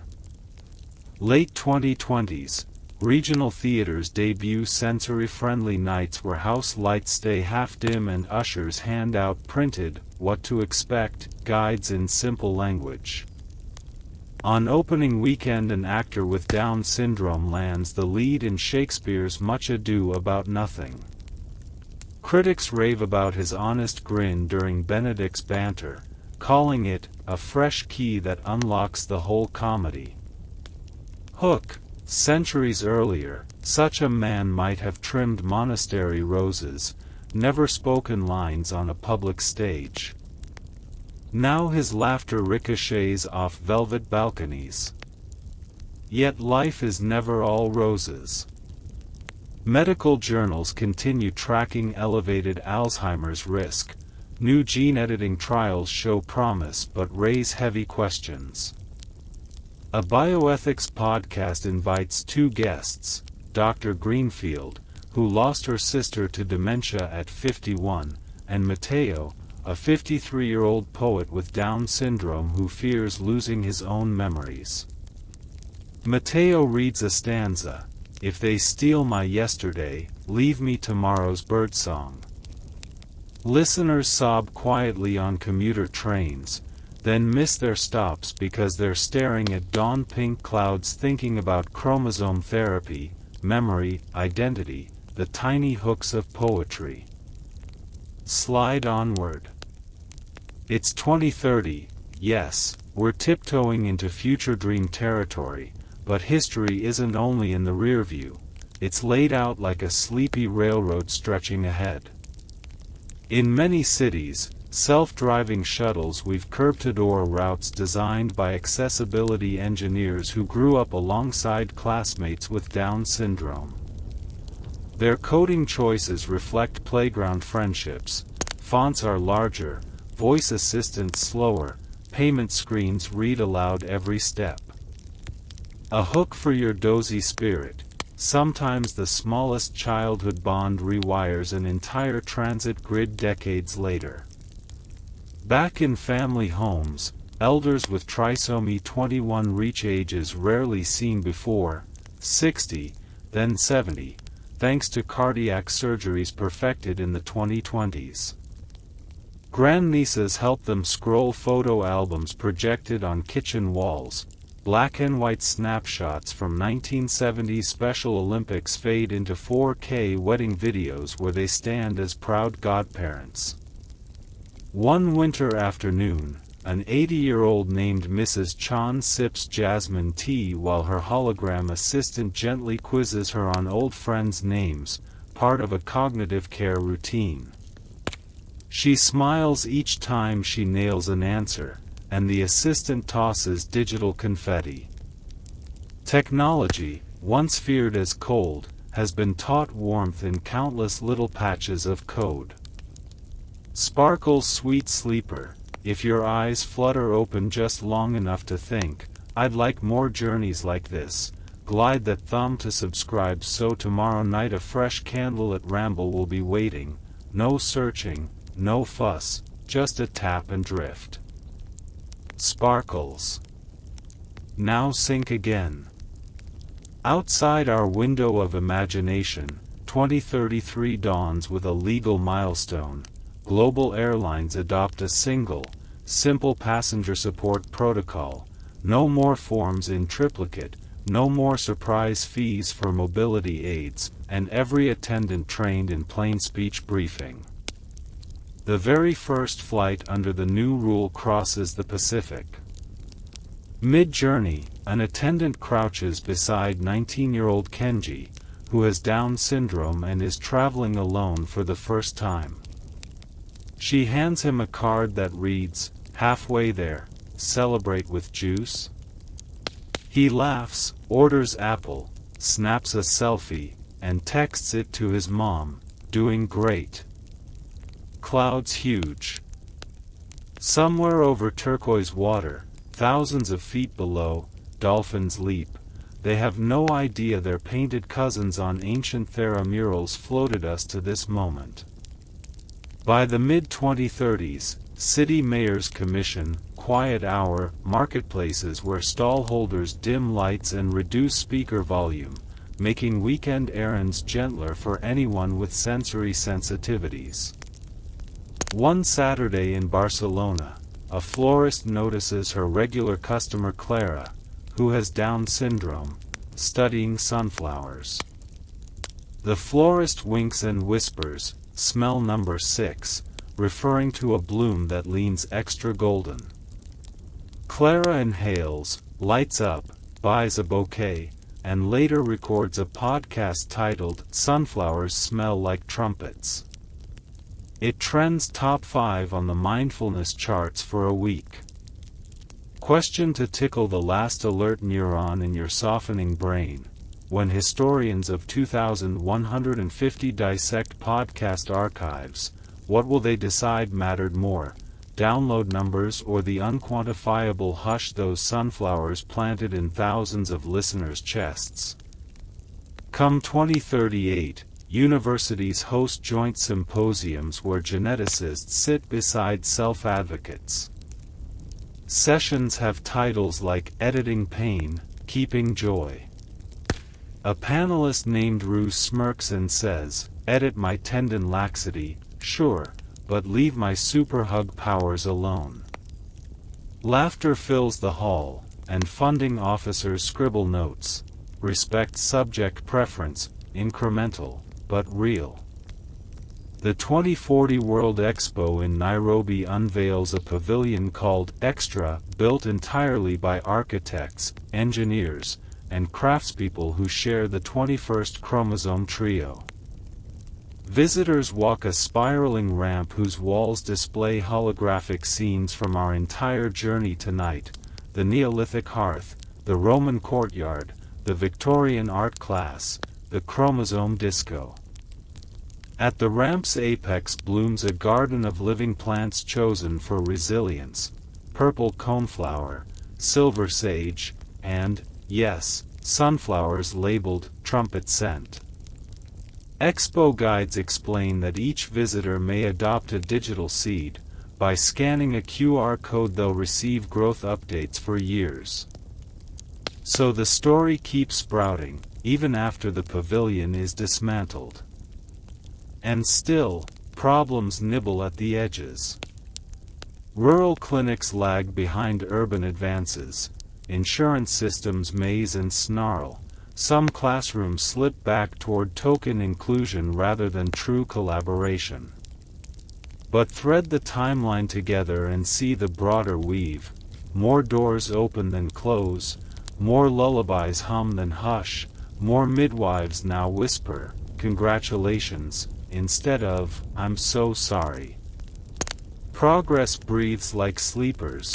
One slow inhale, one gentle exhale, sometimes a sigh, rarely a snore loud enough to jolt us backward. Allow yourself to drift through a final, tender hook. Decades from now, maybe in 2075, when you and I are only digital phosphors in some grandson's memory chip, an orbital telescope will beam down classroom views of Earth's auroras as science homework. A 12-year-old student with Down syndrome, call her Zuri, will point at the violet ribbons swirling over Antarctica and say, "Looks like dancing chalk dust." Her class will giggle, her teacher will jot the metaphor on the smartboard, and a literary AI will later suggest it to poets as the freshest description of auroras that year. That phrase will ripple into songs, greeting cards, maybe even a space tourism brochure. And someone at a distant conference about creativity will remark, "Funny how originality often springs from minds once labeled limited." And still, problems nibble at the edges.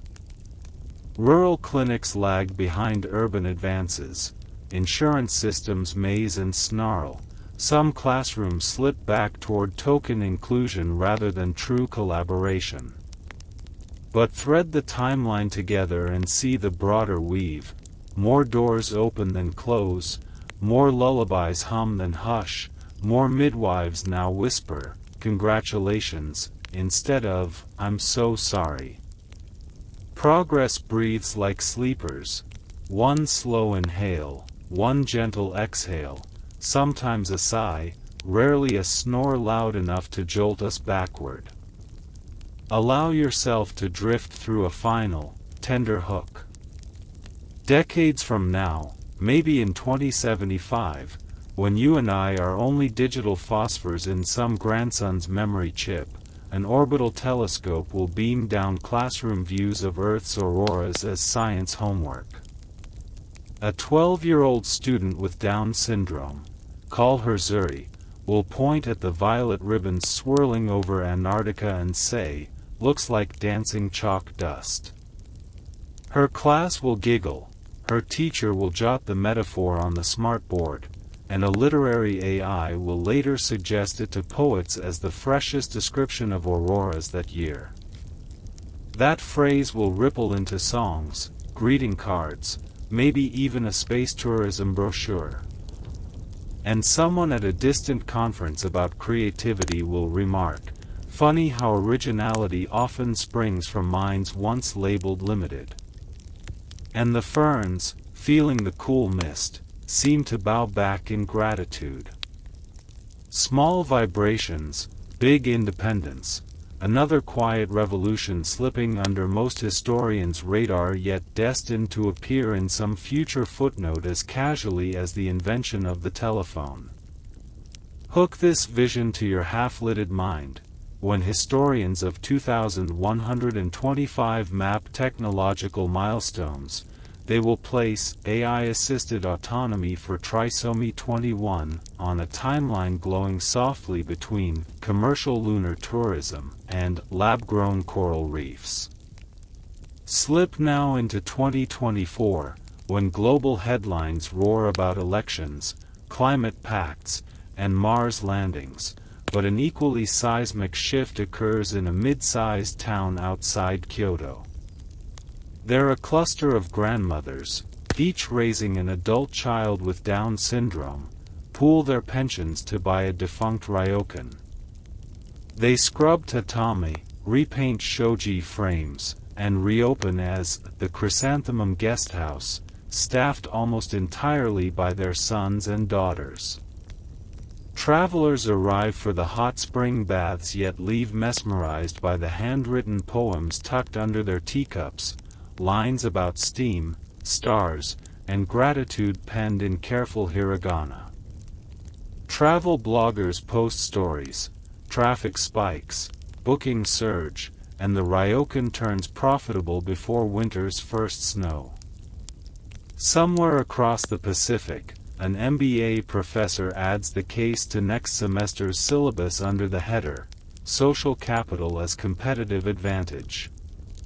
But out back, beneath a persimmon tree, the founders simply sit, knitting scarves, listening to their children laugh with tourists in 3 languages. History's numbers can never tally that warmth, yet you and I feel its ember glow even here in the hush between midnight and dawn. By 2025, the United Nations recognizes World Down Syndrome Day, not just with speeches but by commissioning an all-trisomy 21 design team to craft the year's official poster. They choose a deep indigo background speckled with scattered golden lines that, when you squint, form chromosome shapes and constellations at once, hinting that celestial patterns and genetic code both write destinies in shimmering ink. The poster goes viral on social feeds. Classrooms in Lagos, Lima, and Ljubljana pin it near whiteboards. Kids trace the patterns with fingertips, whispering, "Looks like Orion." Hook for your drifting thoughts. Humanity's symbols evolve, and one day schoolchildren may memorize that poster as readily as they now recite the periodic table. We tiptoe onward into late 2026, when cardiologists unveil a minimally invasive repair technique for congenital heart defects common in Down syndrome. Surgeons thread a microscopic stent through a vessel no thicker than a spider's silk and unfurl it like a paper lantern inside the heart. Recovery times shrink from weeks to hours. Picture a teenager named Marta waking post-op, still groggy, asking her father if the soccer semi-final started yet. He laughs and texts her teammates, "She'll be back as goalie next month." That evening the hospital cafeteria TV blares a pundit panel arguing about complex fiscal policy, yet in a corner table doctors in scrubs quietly celebrate Marta's discharge. Their toast is silent, plastic cups lifted in a circle, small clink, big future. Let's glide into the winter of 2027. Snowflakes whirl outside a Scandinavian design studio where a tactile-friendly typeface called Luna Sans is finalized. Its letters boast subtly thicker ascenders, generous bowls, and soft curves, crafted by a neurodiverse team for easier shape recognition. Publishers adopt it for early readers worldwide. 5-year-old Jonah in Cape Town traces the letter J, finds it gentle beneath his fingertip, and mirrors its curve with his own grin. Somewhere far away, an audiobook narrator records the same story, her cadence slower, rooted in new research that individuals with Down syndrome process narrative rhythm differently, preferring a lull of exactly 0.8 seconds between sentences. You're hearing something like that lull now, breath by measured breath. Scroll on to spring 2028, when the Paris Paralympics introduce a mixed ability relay. Teams pair athletes with and without disabilities, passing batons embedded with tiny sensors that capture grip strength and relay tension. The stadium roars as a quartet from Brazil, anchor leg run by Diego, who sports the trademark almond eye sparkle, sprints through the final curve, arm pumping like a piston under stadium lights. They don't medal, yet camera flashes capture Diego's shout of pure adrenaline, a moment looped on newsfeeds titled, "Joy Outruns Podium."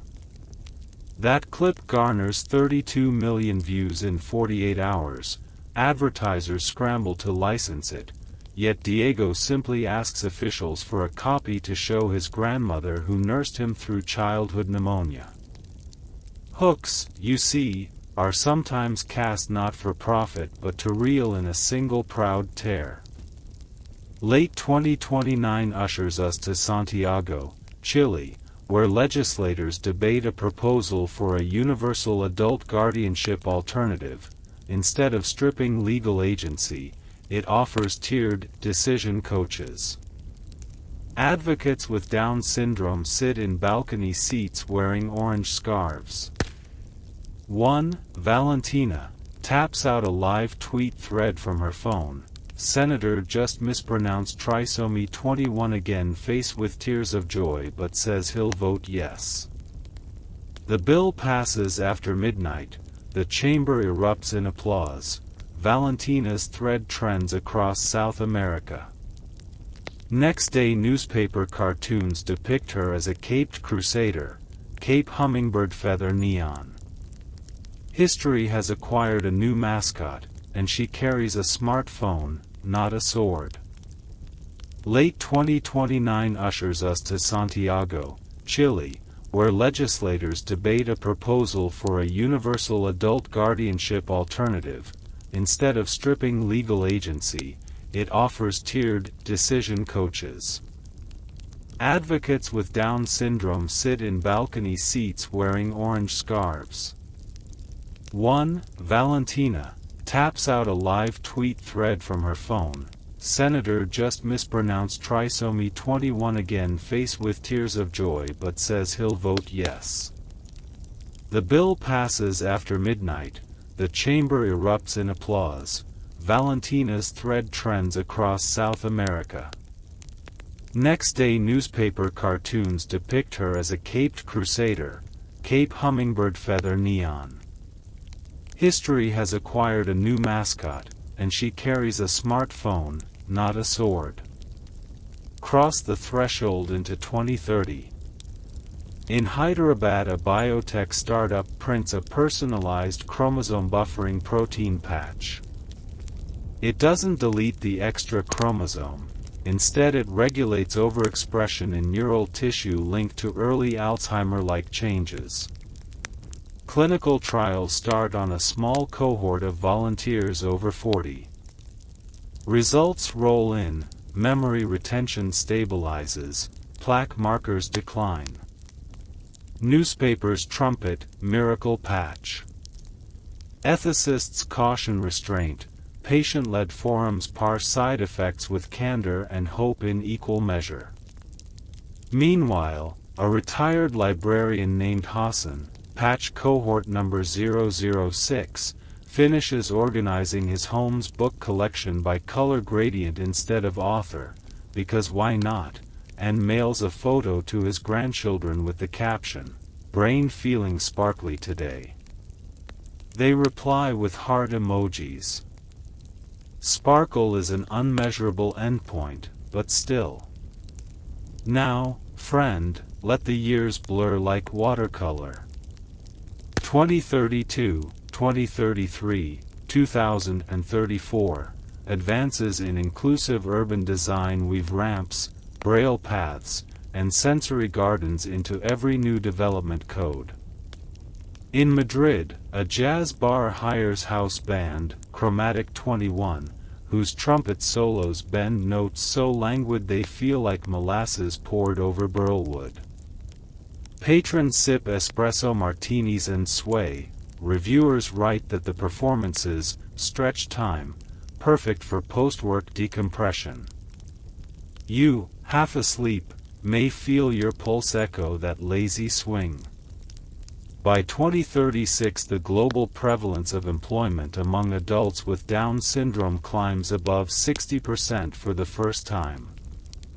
Economists note a modest but measurable uptick in GDP driven by what they term latent loyalty markets, customers drawn to businesses demonstrating authentic inclusion. The line graph slopes upward, steady, not flashy, the sort of growth that lulls investors into cozy confidence. Meanwhile, inside those businesses, laughter at staff break tables hums like an air conditioner, unnoticed but essential, a basso continuo to commerce's symphony. As we slide through 2038 and 2039, climate challenges intensify yet also bond communities. In flood-prone Jakarta, mutual aid brigades led partly by neurodiverse volunteers perfect evacuation drills. Waira, a young man with Down syndrome renowned for calm under pressure, guides elderly neighbors to higher ground during monsoon season. Local news runs his photo. a broad smile beneath a dripping poncho, captioned, "The Face of Resilience." Social scientists later publish papers linking neurodiversity to adaptable crisis response, but Wyra himself just shrugs, wiping rainwater from his brows and asking if anyone wants instant noodles. Finally, 2040 dawns violet over city skylines. Tomorrow's historians compile databases from 4 decades of policy, tech, culture, and personal narrative. They grapple with naming this era, the integration age, the empathy revolution. They settle, at least provisionally, on the era of shared design, suggesting that society stopped building for most and began building with all. Footnote 47 cites the Chrysanthemum Guesthouse, footnote 102 references Luna Sands, footnote 189 credits Diego's relay clip. Footnote spiral like constellations, remember that indigo poster, each star pointing to a human heartbeat. Maybe one citation will read, anonymous bedtime podcast, circa early 2020s, drew millions of insomniacs into a calm exploration of disability history. That podcast, of course, is this very stream of words now curling in your ear as your eyelids finally slip shut. So breathe deep.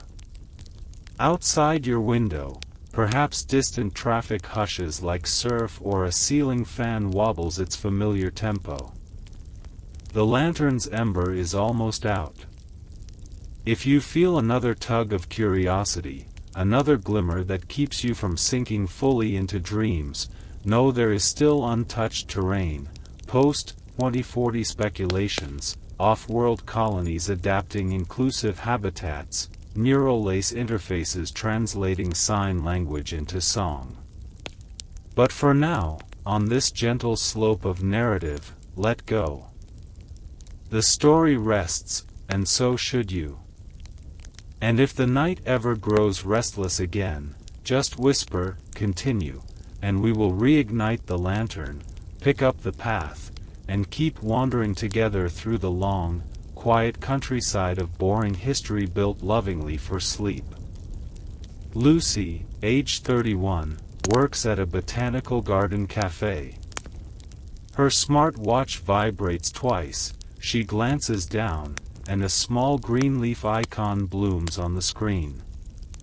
That means, water the ferns. She hums a scrap of 1980s pop and tilts a hose until silver droplets sparkle like tiny moons on emerald lace.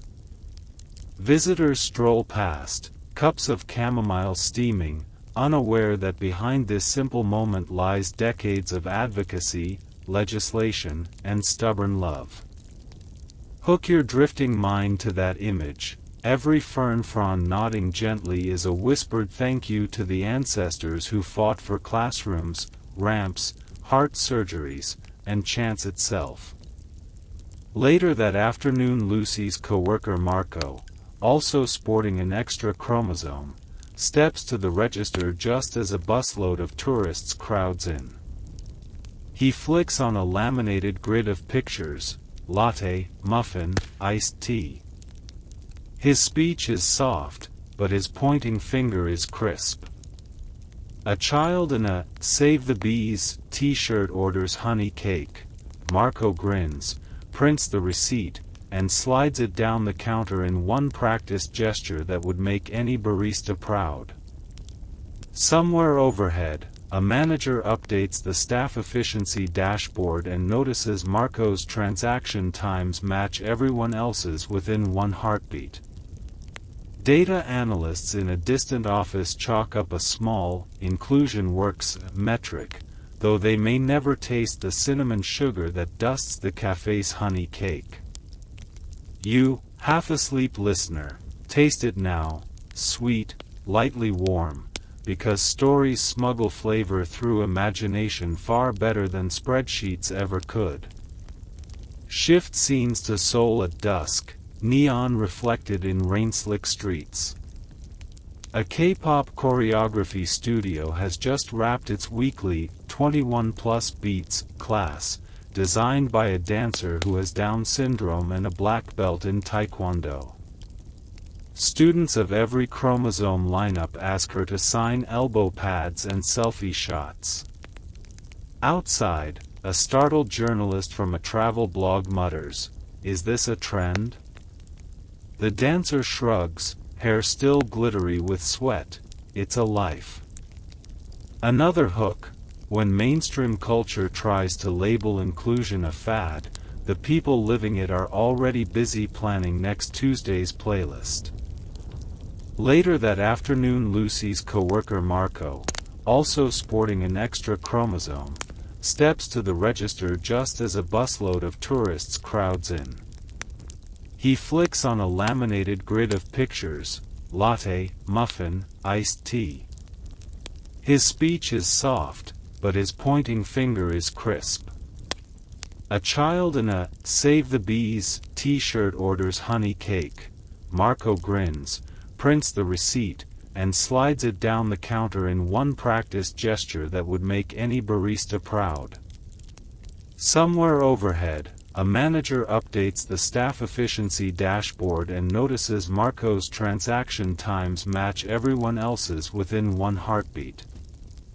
Data analysts in a distant office chalk up a small, inclusion works metric, though they may never taste the cinnamon sugar that dusts the cafe's honey cake. You, half-asleep listener, taste it now, sweet, lightly warm, because stories smuggle flavor through imagination far better than spreadsheets ever could. Shift scenes to Seoul at dusk, neon reflected in rain-slick streets. A K-pop choreography studio has just wrapped its weekly 21 plus beats class, designed by a dancer who has Down syndrome and a black belt in Taekwondo. Students of every chromosome lineup ask her to sign elbow pads and selfie shots. Outside, a startled journalist from a travel blog mutters, "Is this a trend?" The dancer shrugs, hair still glittery with sweat, "It's a life." Another hook: when mainstream culture tries to label inclusion a fad, the people living it are already busy planning next Tuesday's playlist. Meanwhile, medical researchers in Melbourne map a protein pathway linked to early-onset Alzheimer's, which often visits adults with Down syndrome decades sooner than the general population. The lab's fluorescent lights hum like distant cicadas. A research assistant named Poppy labels petri dishes with jagged Sharpie letters: Tryst 21, Trial, Hope.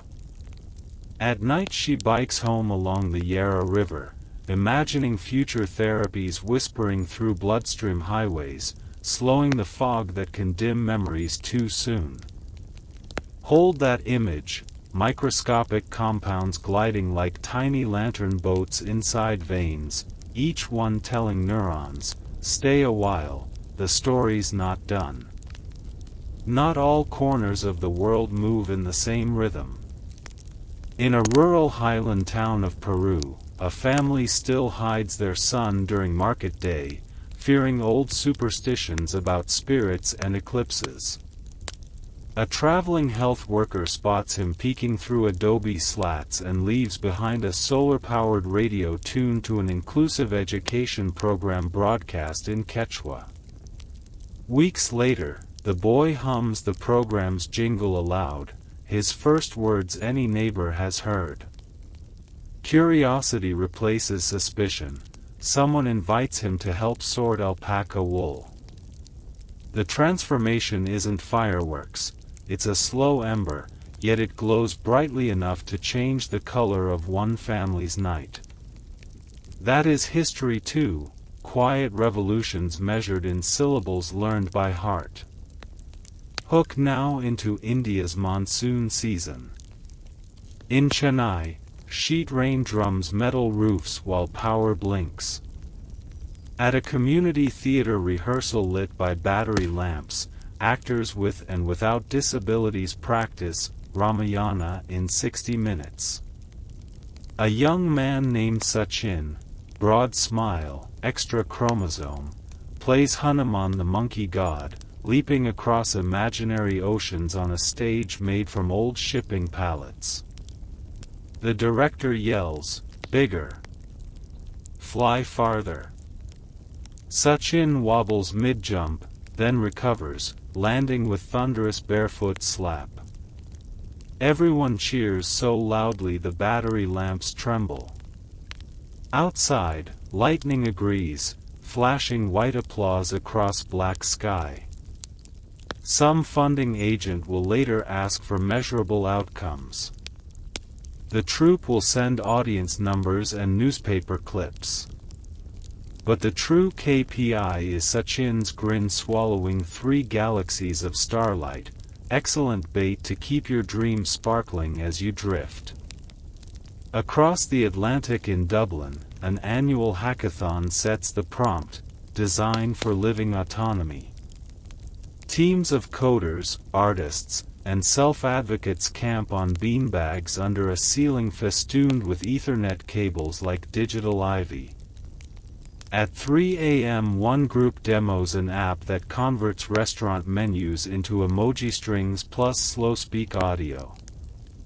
Their consultant, a foodie blogger with Down syndrome named Tara, insists the ice cream emoji always appear first because dessert is the real headline. Judges laugh, note feasibility, and later award the prototype 3rd place. But within 6 months, a major delivery service licenses the idea and rolls it out to 40 cities. That's the secret engine of history in our century. A small playful request, ice cream emoji first, can ripple into millions of accessible dinner orders by winter. Back in the United States, a 2024 documentary titled Chromosome 21, Ordinary Futures, climbs streaming charts. It follows 6 adults, chef, firefighter trainee, policy intern, zookeeper assistant, newlywed, fiber artist, through a year of highs and lows.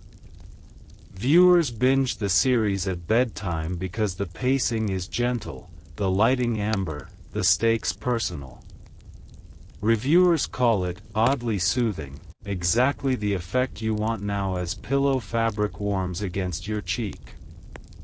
One critic notes the show's twist: there is no twist.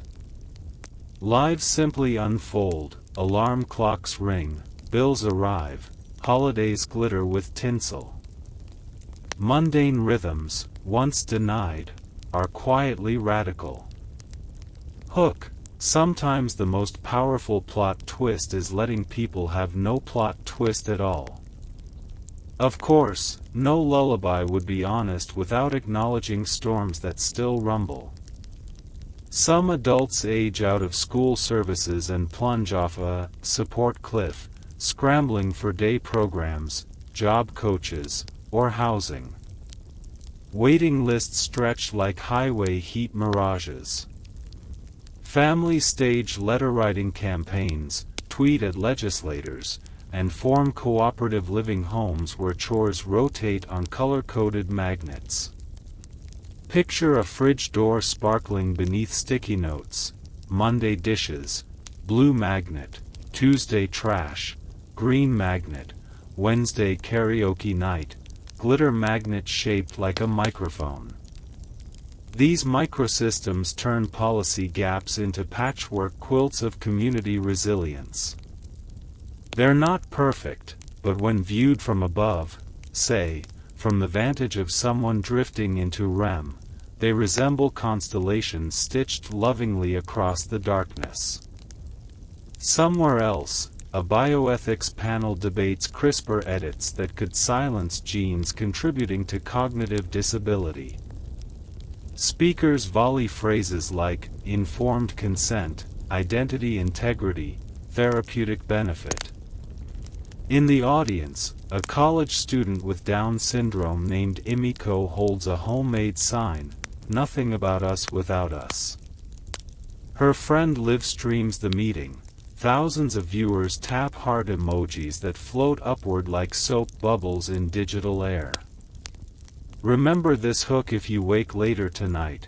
The future is being co-authored in real time, comment, by the very people whose chromosomes anchor the conversation. Let the lantern flicker low again. It's late, somewhere past the horizon of ordinary clocks. Maybe you hear a ceiling fan, maybe a soft city horn, maybe just blood rushing in your own ears. All these centuries we've walked tonight, the Neolithic hearth, the Roman courtyard, the Victorian ward, the pandemic Zoom grid, are now stacked like vellum pages under your pillow. If you press your ear down, you might hear faint echoes, monks ringing bells, lab machines humming, K-pop bass, cafe registers, hackathon laughter. They merge into a single lullaby drone, ancient yet fresh, boring yet alive, perfect for sleep. Somewhere else, a bioethics panel debates CRISPR edits that could silence genes contributing to cognitive disability. Speakers volley phrases like informed consent, identity integrity, therapeutic benefit. In the audience, a college student with Down syndrome named Imiko holds a homemade sign, "Nothing about us without us." Her friend live streams the meeting. Thousands of viewers tap heart emojis that float upward like soap bubbles in digital air. Remember this hook if you wake later tonight. The future is being co-authored in real time, comment, by the very people whose chromosomes anchor the conversation. Let the lantern flicker low again. It's late, somewhere past the horizon of ordinary clocks. Maybe you hear a ceiling fan, maybe a soft city horn, maybe just blood rushing in your own ears. All these centuries we've walked tonight, the Neolithic hearth, the Roman courtyard, the Victorian ward, the pandemic Zoom grid, are now stacked like vellum pages under your pillow. If you press your ear down, you might hear faint echoes, monks ringing bells, lab machines humming, K-pop bass, cafe registers, hackathon laughter. They merge into a single lullaby drone, ancient yet fresh, boring yet alive, perfect for sleep. And Lucy's watering rhythm becomes the heartbeat of progress, steady, almost hypnotic. The fern fronds sparkle, a slow-motion firework just for her, and she smiles because the watch buzzes once more to say, "Good job." Hook for your drifting thoughts. Technology may wear sleek glass faces, but its pulse often beats in sync with those whom society once pushed to the margins. While Lucy tends green life in the southern hemisphere, halfway across the globe in Nairobi, a grassroots theater troupe prepares for opening night. The play is a retelling of an old Kikuyu folktale, and two leads have Down syndrome. The director doesn't advertise this, she simply casts the best storytellers she can find. On stage, the pair spin cloth wings made of recycled rice sacks, creating a blur of color under solar-powered spotlights. Audience members gasp, some in delight, some in surprise. Yet by curtain call, the surprise has shifted from, "they can perform," to, "they are mesmerizing." And just like that, another faint click inside history's vast lockbox, another chamber opened. Back in London, 2025, a bustling cafe chain introduces a pilot project, the Decaf and Dialogue Hour on Wednesday afternoons, staffed entirely by employees with intellectual disabilities who host 2-minute empathy games with patrons. One such host, Teddy, invites a suited lawyer to swap lattes and answer a whimsical question. If clouds had personalities, what would cirrus clouds gossip about? The lawyer laughs so hard she nearly spills foam art. Hook. In an age of polarization, sometimes the sharpest social needle is threaded by a soft voice offering playful nonsense. Meanwhile, researchers in Tokyo map the neurochemistry of contentment. They recruit participants across cognitive spectrums, including adults with Down syndrome who, intriguingly, show heightened baseline levels of oxytocin. The scientists nickname their study Project Hug. Papers publish, headlines glazed in sugar, secret of happiness found? But tucked beneath bright graphics is a simple conclusion. Supportive environments amplify oxytocin across everyone, regardless of chromosome count. Translation for sleepless listeners: our brains yearn for the same gentle ingredients: safety, respect, and the occasional belly laugh. Zoom out, way out, to consider cultures we skipped earlier, cultures whose records hide in shards of pottery rather than ink.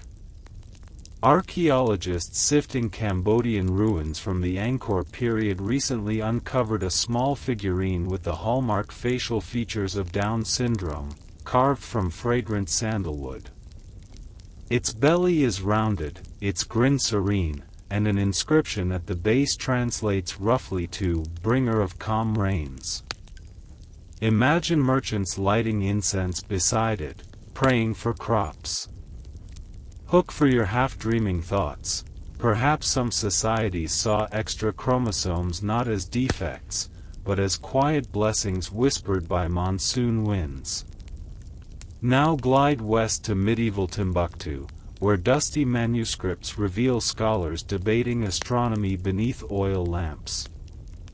One marginal doodle, rare among the otherwise crisp Arabic calligraphy, shows a round-cheeked student balancing an improbably tall stack of scrolls. Historians argue whether this was satire or affection, but either way, the doodler preserved a human moment, the humor of a clumsy apprentice whose smile eclipsed his missteps. These fleeting sketches become time capsule lullabies, proof that personalities never fade, only paper does. Across the Atlantic, pre-Columbian societies carved their own tales. In a Maya limestone relief from Copan, Honduras, modern researchers note a court dwarf dancing beside nobles. Genetic analysis of similar remains hints at trisomy conditions. The sculpture's detail, beaded headdress, confident stance, suggests celebration, not scorn. Picture torchlit rituals where rhythmic drums echo through steamy night air, and a performer with down-like features leads the chorus of shells and flutes. The hook to keep your eyelids hovering. Acceptance is not a modern invention, it's a river that disappeared underground in some eras only to surface sparkling in others. Fast forward again, time is stretchy in bedtime tales, to the near future, late 2030s. Picture an urban skyline dusted with drone traffic, silent electric buses gliding. An autonomous taxi swings to a curb where Malik, a mid-level architect with Down syndrome, steps in, voice activates his ride, "Take me to Site 12." His e-paper briefcase displays blueprints he helped draft, affordable housing units with sensory-friendly lighting, curb cuts flowing like gentle slopes instead of abrupt drops. The city council recently adopted his designs citywide. They reduced trip and fall incidents by 24% in the first year. Hook. When inclusion is built into asphalt and glass, even folks who never glance at policy memos feel its cradle. Malik's story overlaps with Emmy, a bioengineer in Toronto researching chromosome silencing therapies that can selectively reduce Alzheimer-related proteins in adults with Down syndrome without erasing traits families cherish. Her lab routine is simple. She mouths the lyrics of old jazz standards while pipetting, believing music steadies her hand. One day, visiting self-advocate groups tour the facility, Emmy hands them pastel lab coats sized for all bodies. They peer into microscopes, marvel at flickering fluorescent tags on chromosomes, and crack jokes about editing typos in DNA paragraphs. Hook: the future of medicine could be co-authored, not merely administered. Back to the soft daily hum, retirement homes. It is 2042 in Melbourne. A facility called Golden Echoes adopts intergenerational living. University students rent cheap rooms in exchange for sharing meals and tech lessons with elders, some of whom have Down syndrome and are now in their 70s. Every Sunday evening, they host vinyl record listening parties, Sinatra, J-pop, Afrobeats depending on who sets the needle. A grizzled history major named Pippa teaches residents to annotate personal timelines on interactive walls. In turn, they teach her to make the perfect lamington. Everyone benefits. Loneliness dips, exam scores rise, sugar consumption skyrockets, but so does collective laughter. Easy trade. Malik's story overlaps with Emmy, a bioengineer in Toronto researching chromosome silencing therapies that can selectively reduce Alzheimer-related proteins in adults with Down syndrome without erasing traits families cherish. Her lab routine is simple. She mouths the lyrics of old jazz standards while pipetting, believing music steadies her hand. One day, visiting self-advocate groups tour the facility, Emmy hands them pastel lab coats sized for all bodies. They peer into microscopes, marvel at flickering fluorescent tags on chromosomes, and crack jokes about editing typos in DNA paragraphs. Hook: the future of medicine could be co-authored, not merely administered. Back to the soft daily hum, retirement homes. It is 2042 in Melbourne. A facility called Golden Echoes adopts intergenerational living. University students rent cheap rooms in exchange for sharing meals and tech lessons with elders, some of whom have Down syndrome and are now in their 70s. Every Sunday evening, they host vinyl record listening parties, Sinatra, J-pop, Afrobeats depending on who sets the needle. A grizzled history major named Pippa teaches residents to annotate personal timelines on interactive walls. In turn, they teach her to make the perfect lamington. Everyone benefits. Loneliness dips, exam scores rise, sugar consumption skyrockets, but so does collective laughter. Easy trade. Pause. Feel your eyelids flutter? That's history stroking your temples. But let's offer one more shimmering hook, a far future mission briefing in 2075. Astronaut selection panels seek individuals with diverse neurological profiles to evaluate stress adaptation on Mars transit. Studies show crews with mixed cognitive wiring maintain morale better on long voyages. A candidate named Arturo, born with Down syndrome, aces VR simulations by improvising songs that sync group tasks, preventing burnout. The mission psychiatrist notes, emotional resonance will be vital where Earth is a pale star. So, on launch day, Arturo hums a gentle tune while countdown echoes through the capsule, and the story of Down syndrome treatment, once weighed by superstitions, now literally reaches for other worlds. Heavy? Perhaps. But heaviness can rock like the deepest cradle if delivered in low, even tones. And if your mind still circles, chew on this gentle riddle as you drift. Might every era's true progress be measured by how softly it holds its most vulnerable hearts? In the gentle hush of 2023's late summer drizzle, Lucy hums a half-remembered show tune while mist curls around the fern house. Your mind might tickle with a question.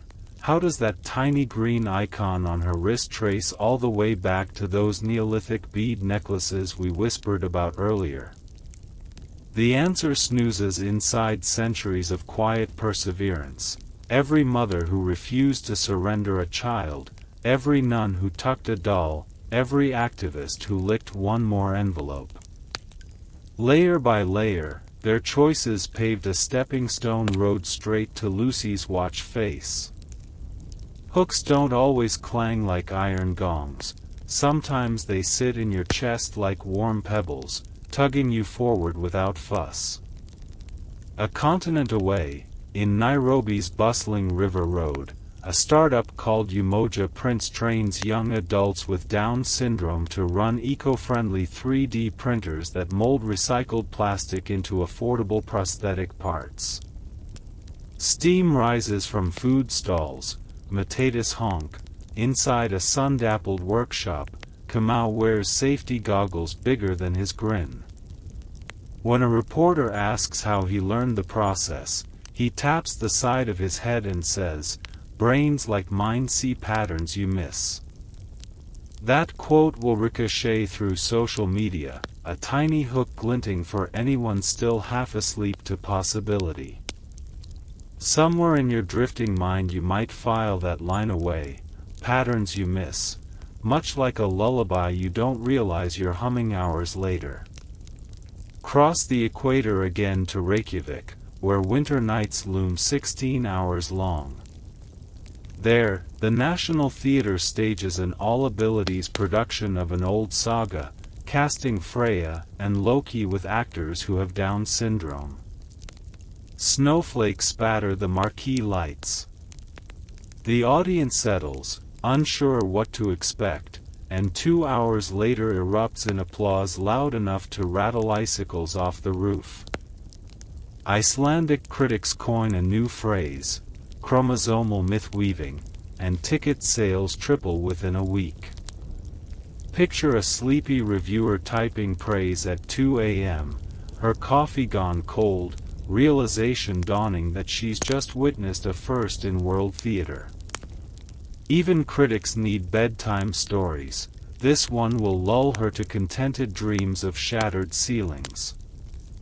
In 2024, genetic researchers release early data on mosaic gene editing therapies that dampen certain overexpressed proteins tied to trisomy 21's cardiac risks.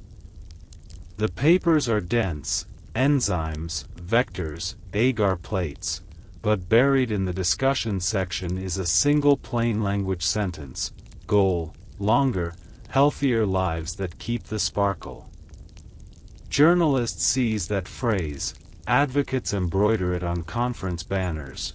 You, half drowsing in bed, may replay it like a mantra, keep the sparkle, as if polishing a stone between thumb and forefinger. Hooks sometimes look like glitter caught in lamplight. Around the same season, a viral fundraising challenge called 21 Step Stroll sweeps TikTok.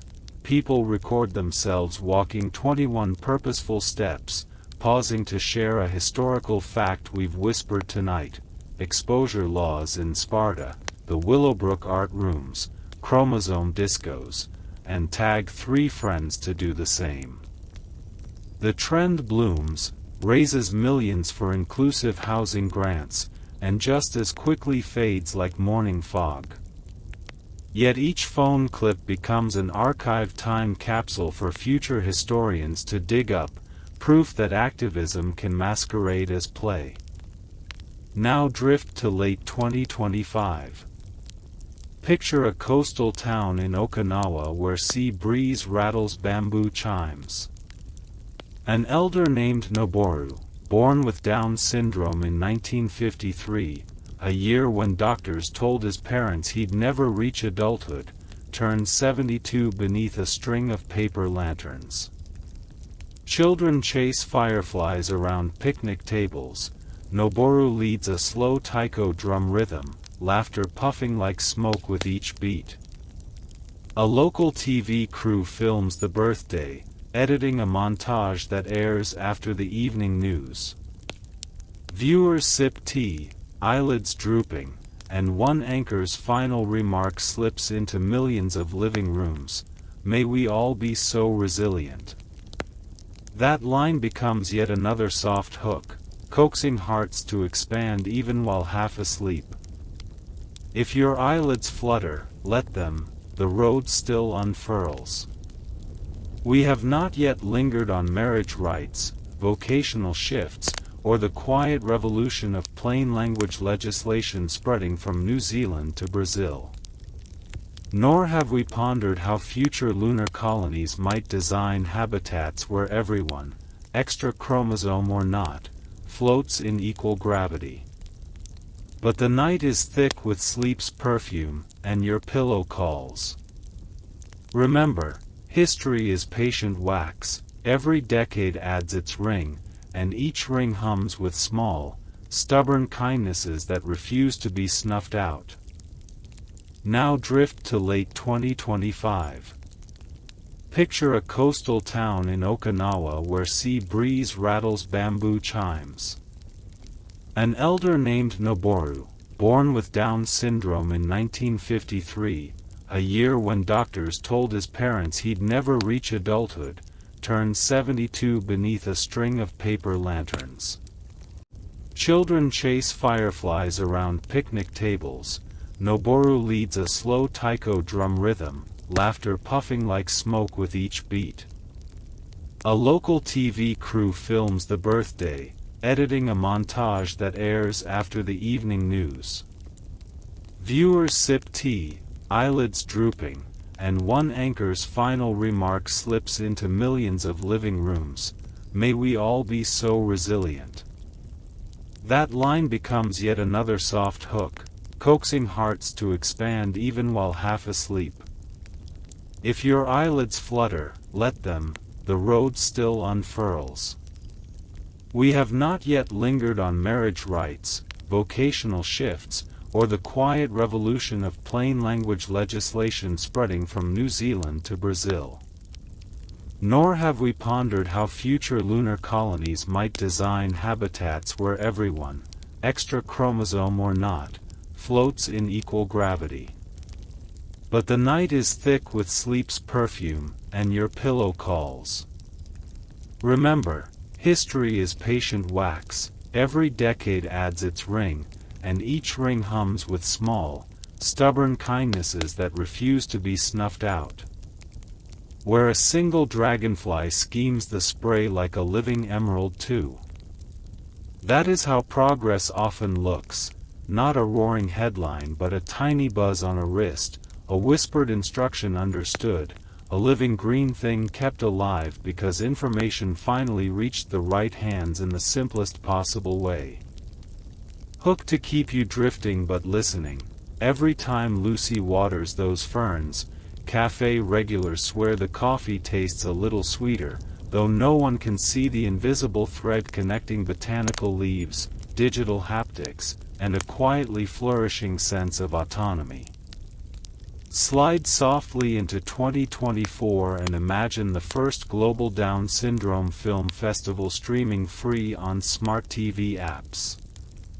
Late at night, you scroll past thriller trailers and baking shows, land on a thumbnail that shows two actors laughing beneath fairy lights, and press play out of mild curiosity. 90 minutes later, credits roll over a pop ballad while you stare misty-eyed at the reflection of your couch in the darkened screen. You realize you haven't checked your phone once, an algorithm's dream metric called full completion watch time. That single statistic spikes advertising rates, catches the attention of media buyers, and next quarter the platform labels inclusive indie films as a high CPM growth vertical. Somewhere in a boardroom, executives clink flavored water bottles, oblivious that the whole uptick began with a pair of actors whose chromosomes once limited their opportunities to local theater workshops. Tiny hooks tug huge levers. Outside the streaming glow, policy keeps inching along. The European Union finalizes legislation mandating easy-read versions of public documents. That means a new page on every government website with friendly icons, short sentences, and big buttons. At first some officials grumble about cost, but a year later analytics reveal those pages enjoy the longest average session durations of the entire site. The Finance Ministry's deputy director, hungry for public engagement, quietly asks his staff to redesign even the complex sections in the same style. Meanwhile, an advocacy group slips a cheeky caption beneath a screenshot: accessibility. Turns out everyone likes it. Another hook: when the gate is lowered for one traveler, a crowd discovers the path feels easier underfoot. Now exhale and float toward an evening in 2025, when the sun winks over a suburban cul-de-sac and porch lights blink on like fireflies. 11-year-old Omar wheels a trash bin to the curb for his neighbor Mrs. Grant, who slipped on black ice last winter. Omar has Down syndrome. Mrs. Grant calls him her unofficial physical therapist. Each Tuesday he replays the same line, strength training, Miss G, and flexes his arms. She laughs, tipping him a cookie or story in return. Tonight she shares a faded photograph of her late husband, a World War II radio operator. Omar squints at the Morse code transmitter and asks, "Can we copy that message?" Mrs. Grant shrugs but sets the photo inside a scanner app that converts the code into blipping audio. Soon they're both hammering dots and dashes on an old laptop keyboard, the porch smelling of lilac and garbage day. Across the street, a teenager filming a skate trick catches the unexpected duet on video. Within hours it surges across socials as wholesome nightcore. Algorithms adore unlikely pairings, and advertisers rush to attach pre-rolls, insurance, banking, even luxury travel, because wholesome cross-generational collaboration makes viewers linger. Another stealthy CPM gem born from kindness no agency could script. Mid-story stretch: if you're still awake, drift a finger to the subscribe button so these lantern-lit rambles find you whenever night stretches long. One tiny tap secures tomorrow's sleepy escape and gently nudges the algorithm to keep sending comfort your way. And if you're already drowsy, let the idea hover like a moth around the flame until morning. The world edges into 2026. And medical journals publish early results from a gene-editing trial aimed at reducing the likelihood of early-onset dementia in adults with Down syndrome. Headlines shout CRISPR, but fine print reveals an even subtler breakthrough. Researchers wrote the consent forms alongside a panel of self-advocates who insisted every paragraph fit on a single screen with a built-in audio narration. Enrollment numbers climb not because the science is flawless, no early trial ever is, but because potential participants actually understand what they're signing. Hook for your softening thoughts. Comprehension is a quiet superpower. Wield it and whole population step forward without fear. Skip to 2027 when a small island nation launches Tourism for All, hiring guides with various disabilities to lead heritage walks.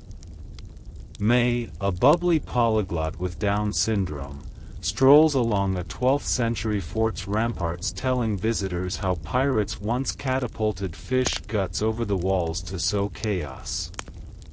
Her comedic timing is perfect. Tourists book additional nights just to catch her evening ghost tour. Local economists notice occupancy rates leap, and soon rival resorts seek out equally engaging guides. By year's end, a travel industry white paper declares authentic disability representation a top-tier brand differentiator. Imagine that phrase, once reserved for activist blogs, now printed on glossy analyst reports. The world edges into 2026, and medical journals publish early results from a gene-editing trial aimed at reducing the likelihood of early-onset dementia in adults with Down syndrome. Headlines shout CRISPR, but fine print reveals an even subtler breakthrough. Researchers wrote the consent forms alongside a panel of self-advocates who insisted every paragraph fit on a single screen with a built-in audio narration. Enrollment numbers climb not because the science is flawless, no early trial ever is, but because potential participants actually understand what they're signing. Hook for your softening thoughts. Comprehension is a quiet superpower. Wield it and whole populations step forward without fear. Skip to 2027 when a small island nation launches Tourism for All, hiring guides with various disabilities to lead heritage walks. May, a bubbly polyglot with Down syndrome, strolls along a 12th-century fort's ramparts telling visitors how pirates once catapulted fish guts over the walls to sow chaos. Her comedic timing is perfect. Tourists book additional nights just to catch her evening ghost tour.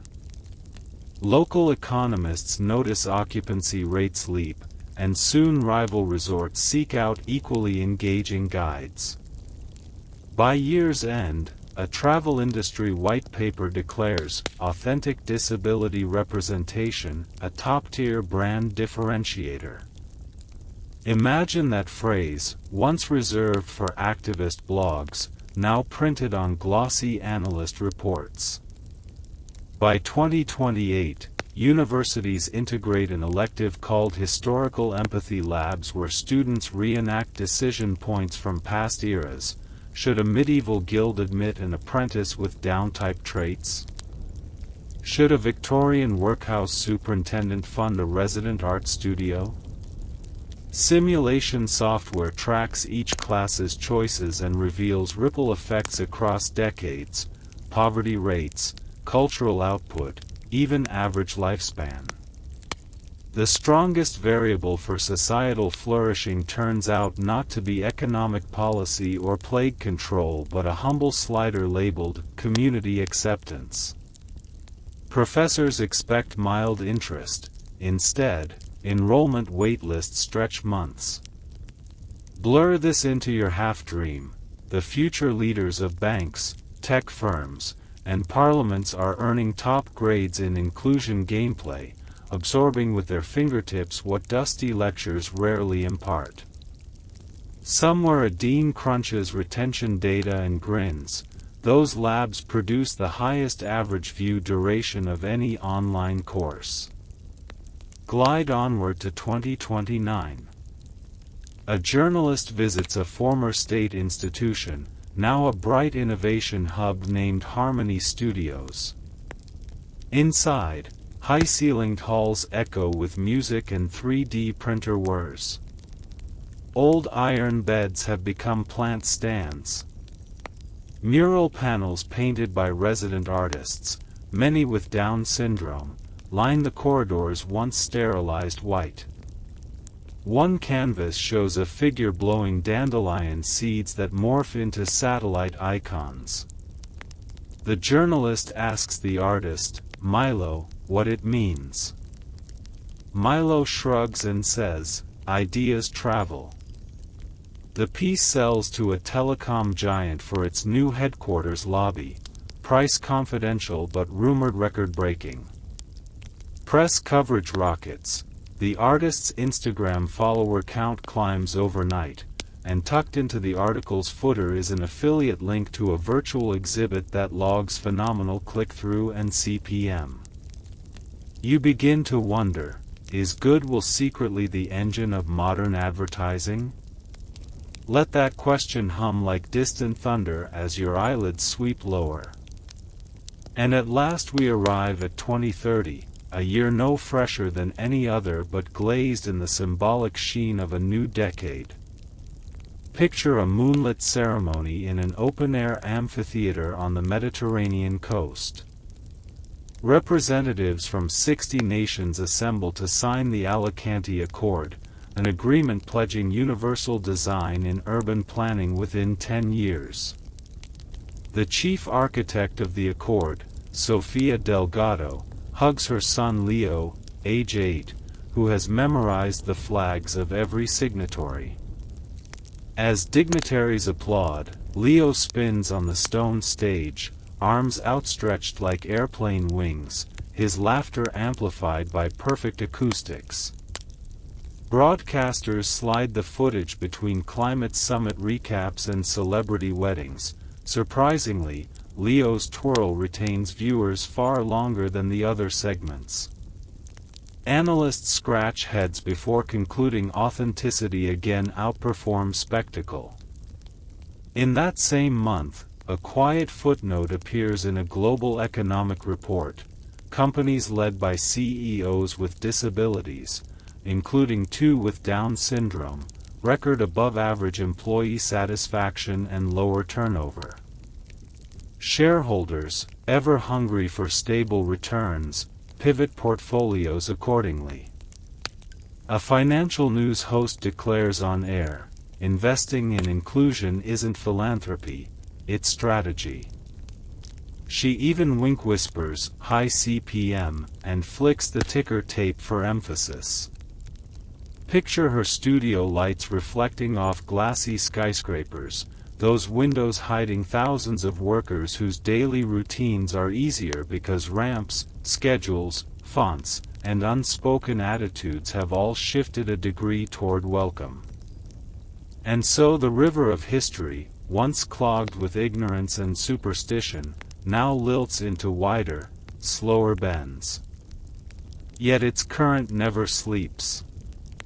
Somewhere right now a baby is being born with trisomy 21, maybe in Delhi, maybe in Dakar, maybe in a town so small it does not appear on your weather app. A nurse notes almond eyes, a palm crease, whispers to the mother, "He's beautiful."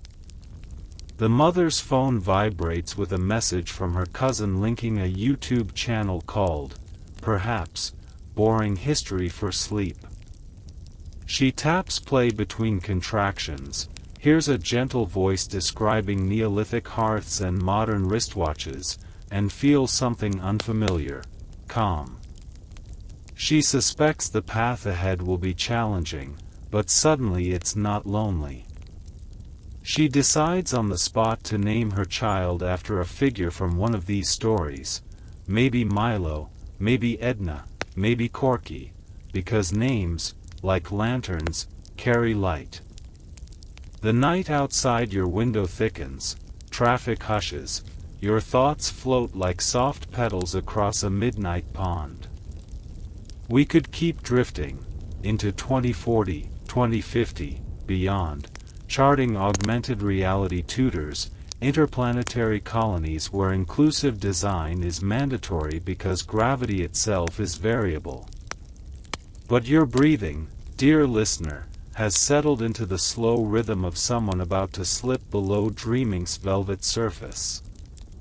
So I'll dim the lantern just another notch, enough to leave a gray-gold halo.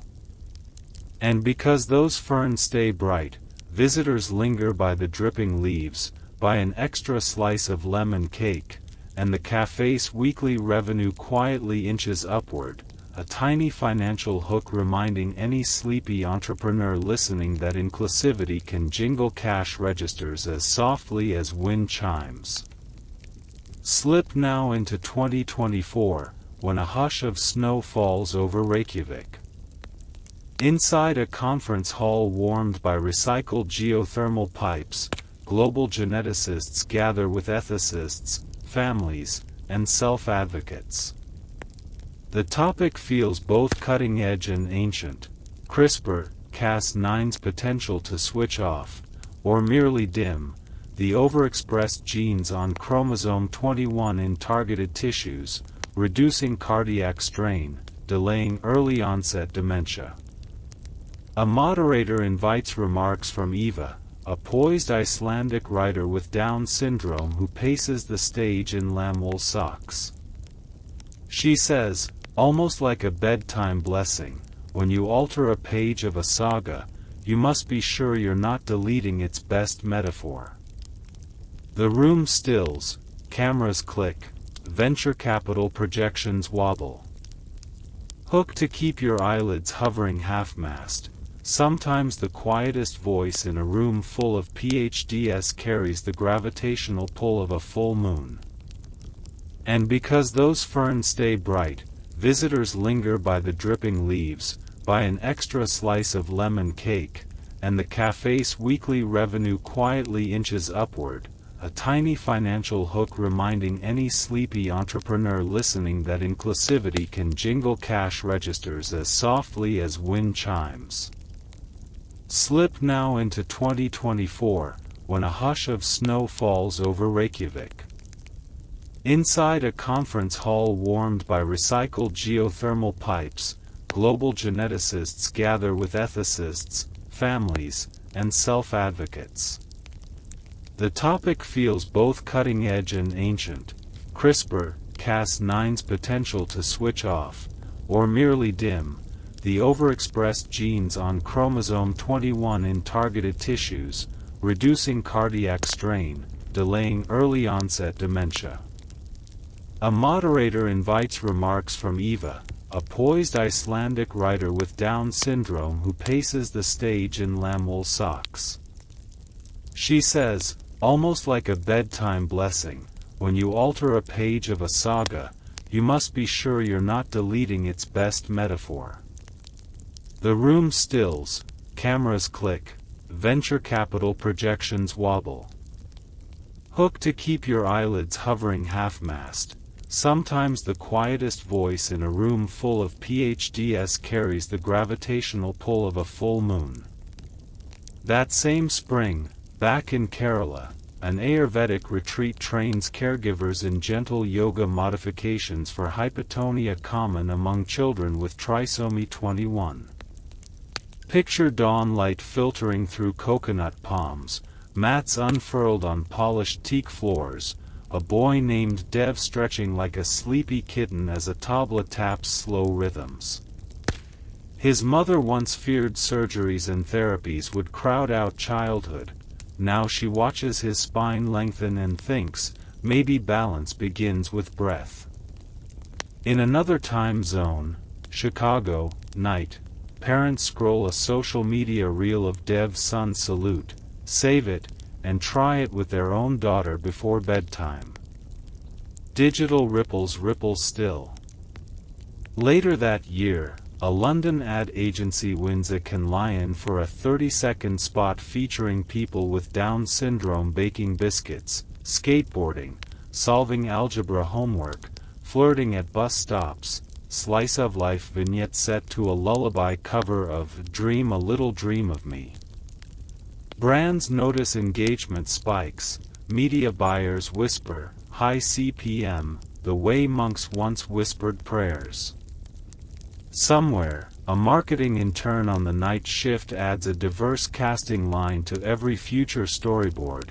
She doesn't know she's tilting cultural history by half a degree, but she is. And now, soft breath, we float into 2025, the year you and I share this midnight ramble.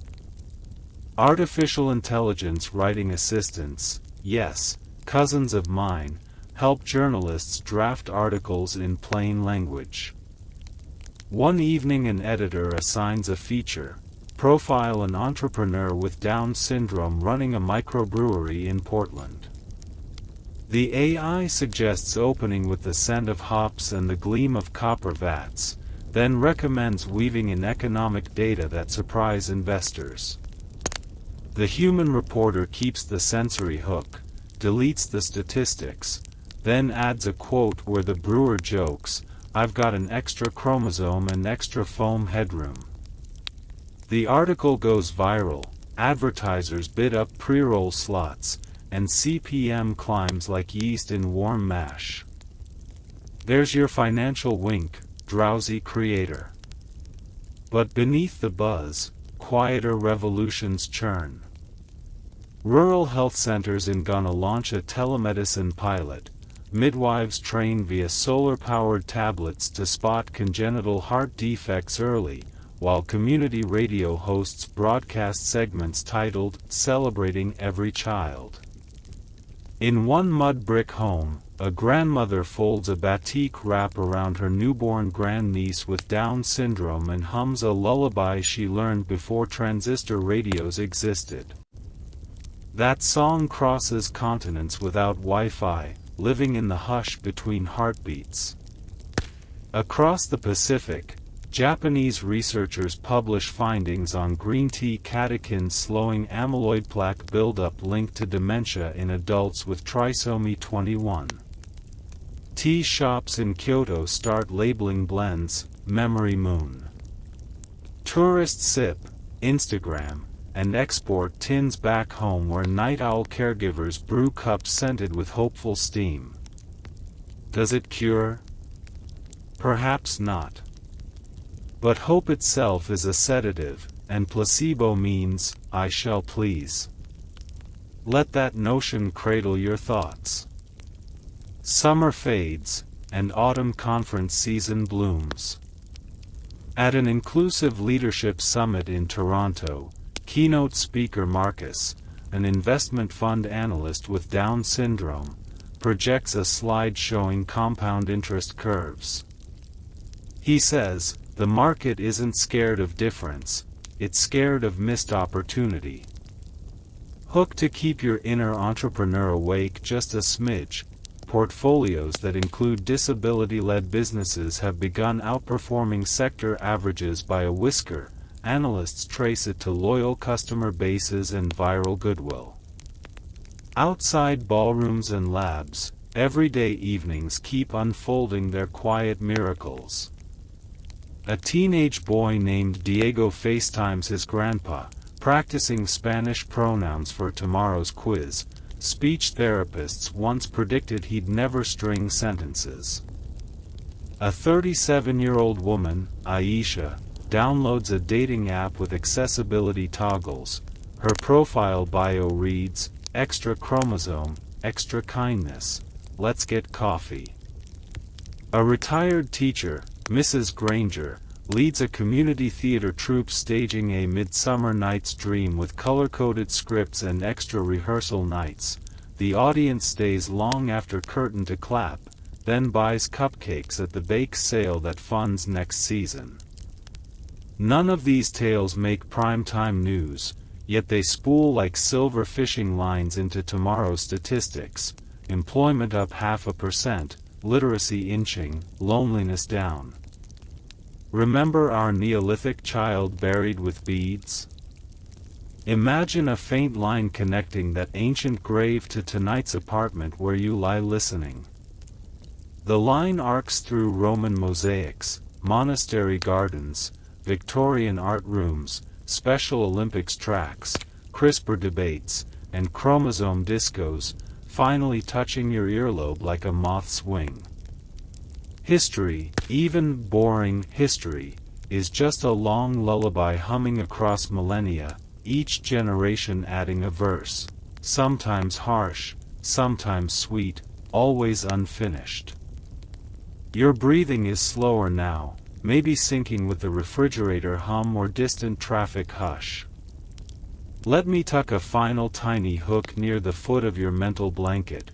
Somewhere in 2125, 100 years hence, an archivist might stream this very recording, studying how 21st century audiences lulled themselves.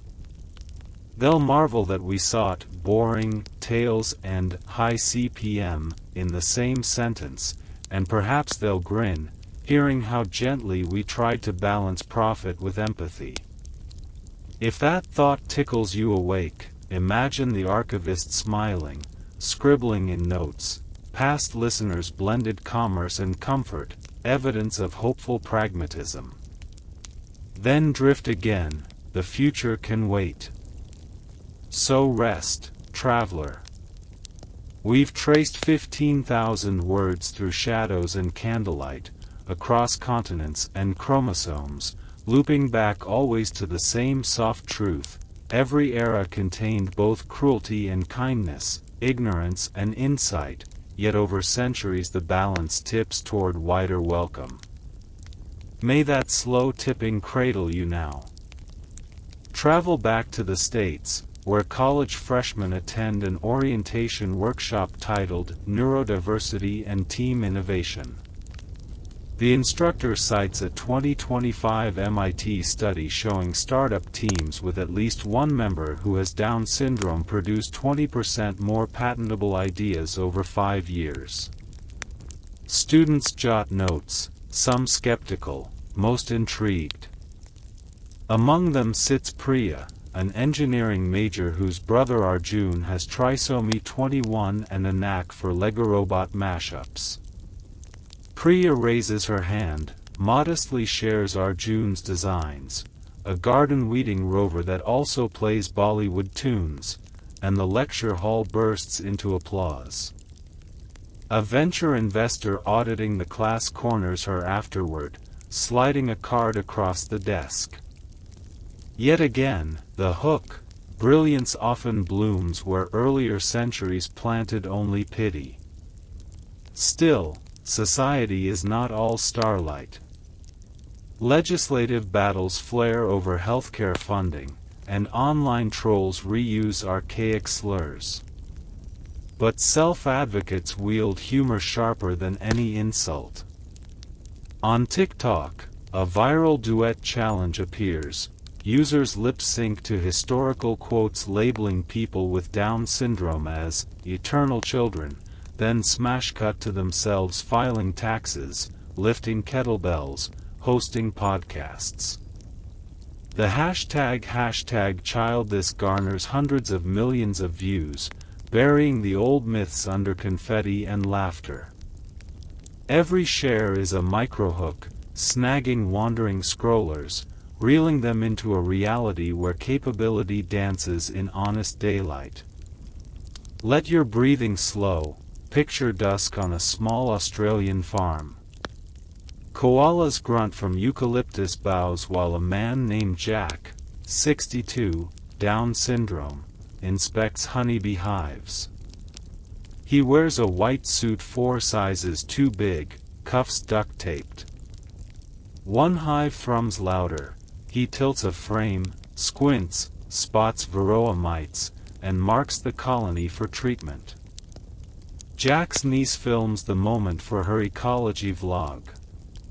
Viewers comment, "Didn't know he could manage bees, so cool." She replies, "He's the only reason our orchard still fruits." Hooks hidden inside beehives, history sweetened by pollen. Night stretches. Are you drifting? Good. Drift with Jack's bees toward a quieter place, because our word count still trails the full arc, but your pulse has likely lengthened, your jaw unclenched. The lantern's flame has shrunk to a pale pearl. Yet if consciousness clings, here is one last glimmer to carry you across the threshold. Imagine, 40 years hence, a classroom on Mars Colony 1. Dust storms orange the windows. A teacher, born with Down syndrome, hair floating under low gravity, explains to Earth-born exchange students how early settlers recycled every drop of water. She pulls up a hologram of ancient human campfires, linking past survival to Martian life support. Somewhere, across 2 planets and 10,000 years, the circle closes. From Neolithic hearth to red planet habitat, people with trisomy 21 still shaping, tending, teaching. And now, let hush settle. Should you need more of this winding road tomorrow night, just whisper again, and I will arrive with fresh pages, soft words, and the slow heartbeat of history to guide you deeper into rest. Until then, let the lantern wink out and dreams unfold like velvet wings. Good night.